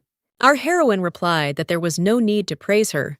She just had a habit of getting angry. Thanks to the servant's confession, there was an official basis for searching the palace, and they found poisonous plants, as Luberia suspected it was a sleeping pill that was mixed with water. When asked how she felt after fainting in the garden, our heroine admitted that it was actually a performance for the emperor, with whom she was there. When the princess asked to clarify what was wrong with the emperor, Luberia did not know what to answer. Then the princess asked if they couldn't discuss it, because she believed that now they were like sisters and could share secrets. Perhaps something awkward happened between them, which is why it is difficult for her to talk about it. After thinking for a bit, our heroine replied that she had received recognition from His Majesty yesterday. Caesar proposed to her, as she said earlier. Their engagement was forced upon them, but now he wants to win her heart. Armeria suddenly exclaimed that this was simply shameless. The emperor initially considered her as a political tool, and now he was trying to win her heart. A girl shouldn't give in so easily. She can't show that she likes it, and that she will calmly accept his feelings. Now is the time to pretend that this is not the case. Our heroine was delighted that the princess was now teaching her feminine wisdom. Armeria continued that, in relationships between a man and a woman, you need to take the initiative. It's the old story that the person who confessed first loses. Luberia is very naive. She has to pretend that she likes it, but at the same time she hates it. Sulkashan didn't understand, since when she became the god of love. The princess then asked if she did not want to see the emperor courting her an image that prayed to win her heart. Our heroine immediately imagined a picture in her head of Caesar, asking her to tell him how he could get her. But he was completely different from the character in the book, although it might work. This was indeed good advice, so the girl could not even hide her smile, and replied that she would definitely try it when they returned back to Scotty. The princess immediately became sad and said that of course they were going back to the kingdom soon, so thank you for spending time with her. Luberia replied that she was grateful to her for everything, that she should take care of herself, and that she hoped that she would have a child like her. Then the girls decided to hug each other for the last time, since it was unclear when they would see each other again. Armeria thanked her again, because only thanks to her, she would be able to live and take care of her child. Even if he says words of gratitude 1,000 times, it will still not be enough, because she will never forget her help. On the way home, the girl thought that when she first came here, she didn't even imagine that so much would happen if you think about it, who in the end became Della. Suddenly, the maid announced that they had arrived. It was a pleasure to be on the road with her. Although she thought that Luberia would go with the emperor, Sulkarshan replied that she simply wanted to go with her, after which our heroine noted that it was somehow too noisy on the street, and there were a lot of people around what was going on in general. The maid asked if she didn't know that everyone was actually so happy, because this year our heroine became Della. The Duke is also trying to ensure that Cindy's father, who set her up, is punished. There was a lot of noise last night about the assassination attempt on Princess Serena. Did Luberia hear that the servant's confession served as indisputable evidence, which led to his arrest? And the reason for the confession was that he was touched by the kindness of the young lady. Therefore, the judges unanimously awarded the title Della to the girl who saved the royal family of Serena. Our heroine noted to herself that in addition to the bizarre epithets such as Golden Fairy and Princess Scotty, Della would now also be added, and she was not sure that she could play the leading female role. When the maid said that there would be a party in honor of her victory, our heroine replied that she hated them. Marilda said not to say that, because the emperor was organizing it especially for her. The girl mentally asked her for forgiveness, because she was avoiding His Highness. A week has passed since then. The maids dressed Luberia and said that everything was ready. All this time there was no reaction at all. Every time he talks about wanting to win someone's heart, then he should act, but like Armeria said, she needs to take the next step herself. She had originally planned to keep her distance during the carriage ride and bide her time this week. The maid said that it was time to go to the banquet. The girl thought to herself that she still had plenty of time. She would just start making small hints at the party. When they arrived at the celebration, the father said that Caesar had tried very hard to decorate this banquet. Previously, he had not been interested in such things at all. It's amazing how much the young man changed after meeting his daughter. Looking around, our heroine noted to herself that everything was decorated with sapphires and other precious stones. Now it is clear who the emperor cares about, but you need to control your facial expressions. When she told the Duke that she wanted to leave, he was indignant that she was really going to leave him alone since she did not want to separate. Sulkarshan thought to herself that she was no longer 7 years old. He was too protective of her. Nevertheless, she was pleased with it because for the first time she was receiving such love. Suddenly, a knight approached her and greeted her. The girl said that today she again felt a distance between them. Ranslot replied that there were some reasons for this. When some guy approached him, the guy introduced him to our heroine and said that he had recently joined their squad. The young man replied that he really wanted to meet her. He was a knight apprentice of the Royal Knights, and his name was Gregory Cepelin. After Luberia asked who was standing next to him, the young man introduced himself and said that his name was Andrew Baldy. He is the youngest vice-captain of the Royal Knights. Despite his status as a student and his young age, he was eager to fight, took the initiative, and boldly defeated enemies, which is how he made a name for himself. Blue Morning Star, Scotty. Thanks to his outstanding abilities, he became one of Caesar's confidants, but he looks younger than she imagined. Ranslot said that these two will soon be taking the exam for the title of Royal Knight among all the students. They have the best abilities, so he is secretly keeping an eye on them. Our heroine was surprised that they had to pass an exam for the title, didn't it? Automatically count after the conquest in the novel, then it dawned on her that since the war had not yet begun, they could not do this yet. One of them asked why she had come without the emperor's escort. Luberia noted to herself what an unexpected question. Who would have thought that Caesar's sudden business trip would cause so much work to accumulate? So she replied that he had urgent matters. Suddenly, Andrew said that he left his bride alone at the ball. A guy would never do that, after which he asked if she would do him the honor of dancing with him. The other two were taken aback by such impudence that he allowed himself to be with the emperor's bride. Our heroine laughed and asked for forgiveness for this, since this is the first time she has been invited to dance. In this way, he is very brave because of Caesar. No one usually invites her. The young man said that there seems to be no law that prohibits inviting a woman who has a fiancé. Solkershan noted to herself that she was a little worried about Aiden, but it would be a shame to leave the banquet where she is the main character and not dance at least once. Therefore, she agreed, but said that they might have problems if the emperor found out about it. During the dance, the girl noted that he was very nervous, but nevertheless very attentive.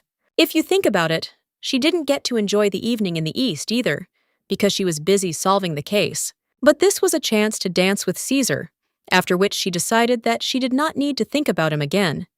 She needed to concentrate on this dance. At the end, the guy bowed and thanked her for giving him unforgettable memories. The girl replied that she thanked him too, since she had a great time. Suddenly, the young man asked hesitantly if he could meet her again.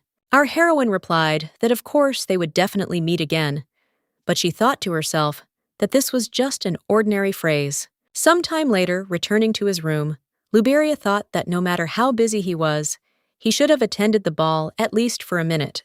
Then she couldn't stand it any longer and screamed out loud that this was all very unfair. Suddenly, the voice of the emperor was heard asking what exactly was unfair. As she asked, he entered after knocking. Objecting that she had not heard anything at all, the girl added that he had said that he would not come to the party because of work. So why did he come here? Caesar explained that he had returned too late. The bride was dancing so happily with another man that she didn't even notice him. Our heroine was surprised that he was at the banquet at all. But why didn't he approach her? What is this strange expression on his face? Is His Highness jealous? Therefore, she asked out loud the question that was bothering her, but the guy objected that it was impossible. Luberia, of course, didn't believe him, so she laughed and said that it was hard to believe, but he really was jealous. Then she asked whether he had been very busy up until that moment, since he had never even visited her. The emperor answered that, yes. Solkarshan objected that he was so busy that he could not even find a little time to come to her. His Highness asked if she really wanted to see him. He missed his dear one very much. The girl said that, in her opinion, that's not something you should say to your fiancé, is it? The young man objected that this was the word she had said herself, and our heroine noted to herself that he had an excellent memory. After which she said that she was actually very upset, because they said that it was a holiday for her, but he didn't even come. Aiden replied that he was very sorry, and in his defense, he would say that the emperor could not take a vacation for personal reasons, so he ran out of the office without even realizing it, although he understood that it was wrong, but he simply could not bear it. His Highness really wanted to see his bride. The girl noted to herself that she had become awkward. Caesar added that now he will definitely protect her. So could you tell him how he can calm her mind so that she does not get upset? Our heroine sharply pushed him away from her and said that he had gotten too close to hers. Coming out onto the balcony, the guy said that it was time for him to go. It was impolite to sit up late in the bride's bedroom. It was okay if she visited him too. Solkershan asked what he was doing. Was he really going to jump out of the window? The young man replied that yes, because he came here secretly. After which, His Highness wished our heroine pleasant dreams and disappeared. As the girl watched him go, she thought to herself that her heart was about to jump out of her chest. He came to her secretly because he was bored. Caesar likes her very much. The next day, the girl said that she thought that this could be the end of it, since today was the knight's examination tournament. Sitting on the podium, Luberia noted that it hadn't started yet, but quite a lot of people had gathered. And these are apparently the student knights who are about to take the exam. They all have such a serious expression on their faces that she is even a little nervous. Suddenly, she heard one of the men saying that he had been assessed too generously, but in his opinion, the guy was still too young. Even if he could advance, it would only be to the initial stage. The other replied that it was obvious that he would be the winner, but the interlocutor only laughed and said that the young man was just a useless boy. The girl was outraged by this. They try so hard and worry so much that she simply cannot stand it. So she asked, "What is going on? Here are they really betting on potential knights?" The men immediately exclaimed that this was just a misunderstanding, a common prank. But Luberia asked if they could prove it, and if not, she wanted to take part in the bet. The main winner will be Andrew Baldy. She is betting her 3 months' salary on him. The men said that his family lives in the province. They say that their territory is small and is currently experiencing financial difficulties. How could a child from such a family normally learn fencing? When asked if she was okay with this, the girl replied that it was a woman's intuition, but she noted to herself that Ranslot said that he was watching them without their knowledge. The boys couldn't believe that an ordinary village boy had won the heart of their fairy. It was just hard to admit. Others said that Andrew was a very brave man. If it were him, he would never have invited the emperor's bride to dance. He simply could not do it because of moral principles. This young man is clearly very dangerous, so we need to take a very close look at him. The girl noted to herself that the knight's exam was usually conducted by Ranslot, but His Majesty said that he would personally review this exam. Was he really trying to deal with a guy who was targeting Luberia? Then she realized that these were very stupid thoughts. The emperor could not be so zealous. Meanwhile, Caesar was just bursting with anger, and he asked if the guy would also participate. I thought to myself how this young man even dared to invite his fiancée to dance. He danced with her without any fear at all, and even received her sweet support, even if he fails, and returns with his shoulders drooping. Meanwhile, the man noted to himself that something was clearly wrong here. Should an ordinary village boy have such a look? After this, it was announced that sparring could begin, so the young men got down to business. Observing Caesar's reaction, Ranslot asked what was going on, as he had always entrusted the examination for the selection of the king's knights entirely to him. The emperor reluctantly came to the knighting ceremony, asking why he needed it. But Idan objected that this was not so. "It seems the knight was mistaken," the boy exclaimed. "Was he not abusing his power too much?"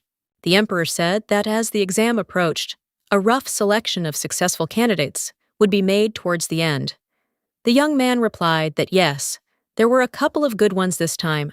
These are the sons of Viscount Chepelin and a young man named Andrew, son of Baron Baldy. They were good guys, so he brought them here. It seemed to him that they were doing well, and he was right because they have talent. These guys are talented. They are still young, so he expects even more from them. The knight thought to himself that their dance was somehow strange, so he reported the incident at the ball for no reason. After which he added that, if you think about it, Sulker Shan also came to this exam, which infuriated the emperor. Caesar hissed that he believed that the knight's training had become much weaker than before. Ranslot replied that His Majesty himself had stated that the bride's training should be adapted to her physical strength. Does he really want to go back on his words? Let him just look at everything objectively. Andrew will be able to grow even more fencing physical strength and even improvisation. Everything is perfect. His Highness replied that at best it was simply a matter of time. The knight also stated that the emperor was behaving this way because of what happened on the floor. Caesar hissed. Did he really think so? What should he do in his opinion? Maybe just kill Baldy. The knight muttered that it was a joke. Then he grabbed his head and thought that he was behaving so childishly. The emperor really was different from what he was before. And the reason for his behavior is none other than Luberia Sulkarshan. After some time at the training ground of the royal palace, our heroine received her profit. The girl happily announced that she planned to spend the money on a party that would be held in honor of the winner. The guys were taken aback by the fact that she was going to come to the celebration. Noticing their reaction, Luberia asked if it would be okay if she came. The knights did not know what to answer her, because they could not say that the emperor had threatened him. The lecture was about how discipline had become weak. No matter how much they thought about it, Andrew, who won the exam, was to blame for everything, so they answered that it would be better to ask the captain. The girl thought to herself that she thought she had gotten a little closer to the knights, but well, she would have to ask the leader directly. Now that she thinks about it, she feels like he was jealous of the guy she danced with at the ball, so now he keeps saying he's busy and doesn't come to her to ask if she made a mistake. Now the girl will also do whatever she wants if he likes her. Wouldn't it be worth paying attention to her every day? Suddenly, Andrew's voice was heard, saying that he was glad to see her in the background.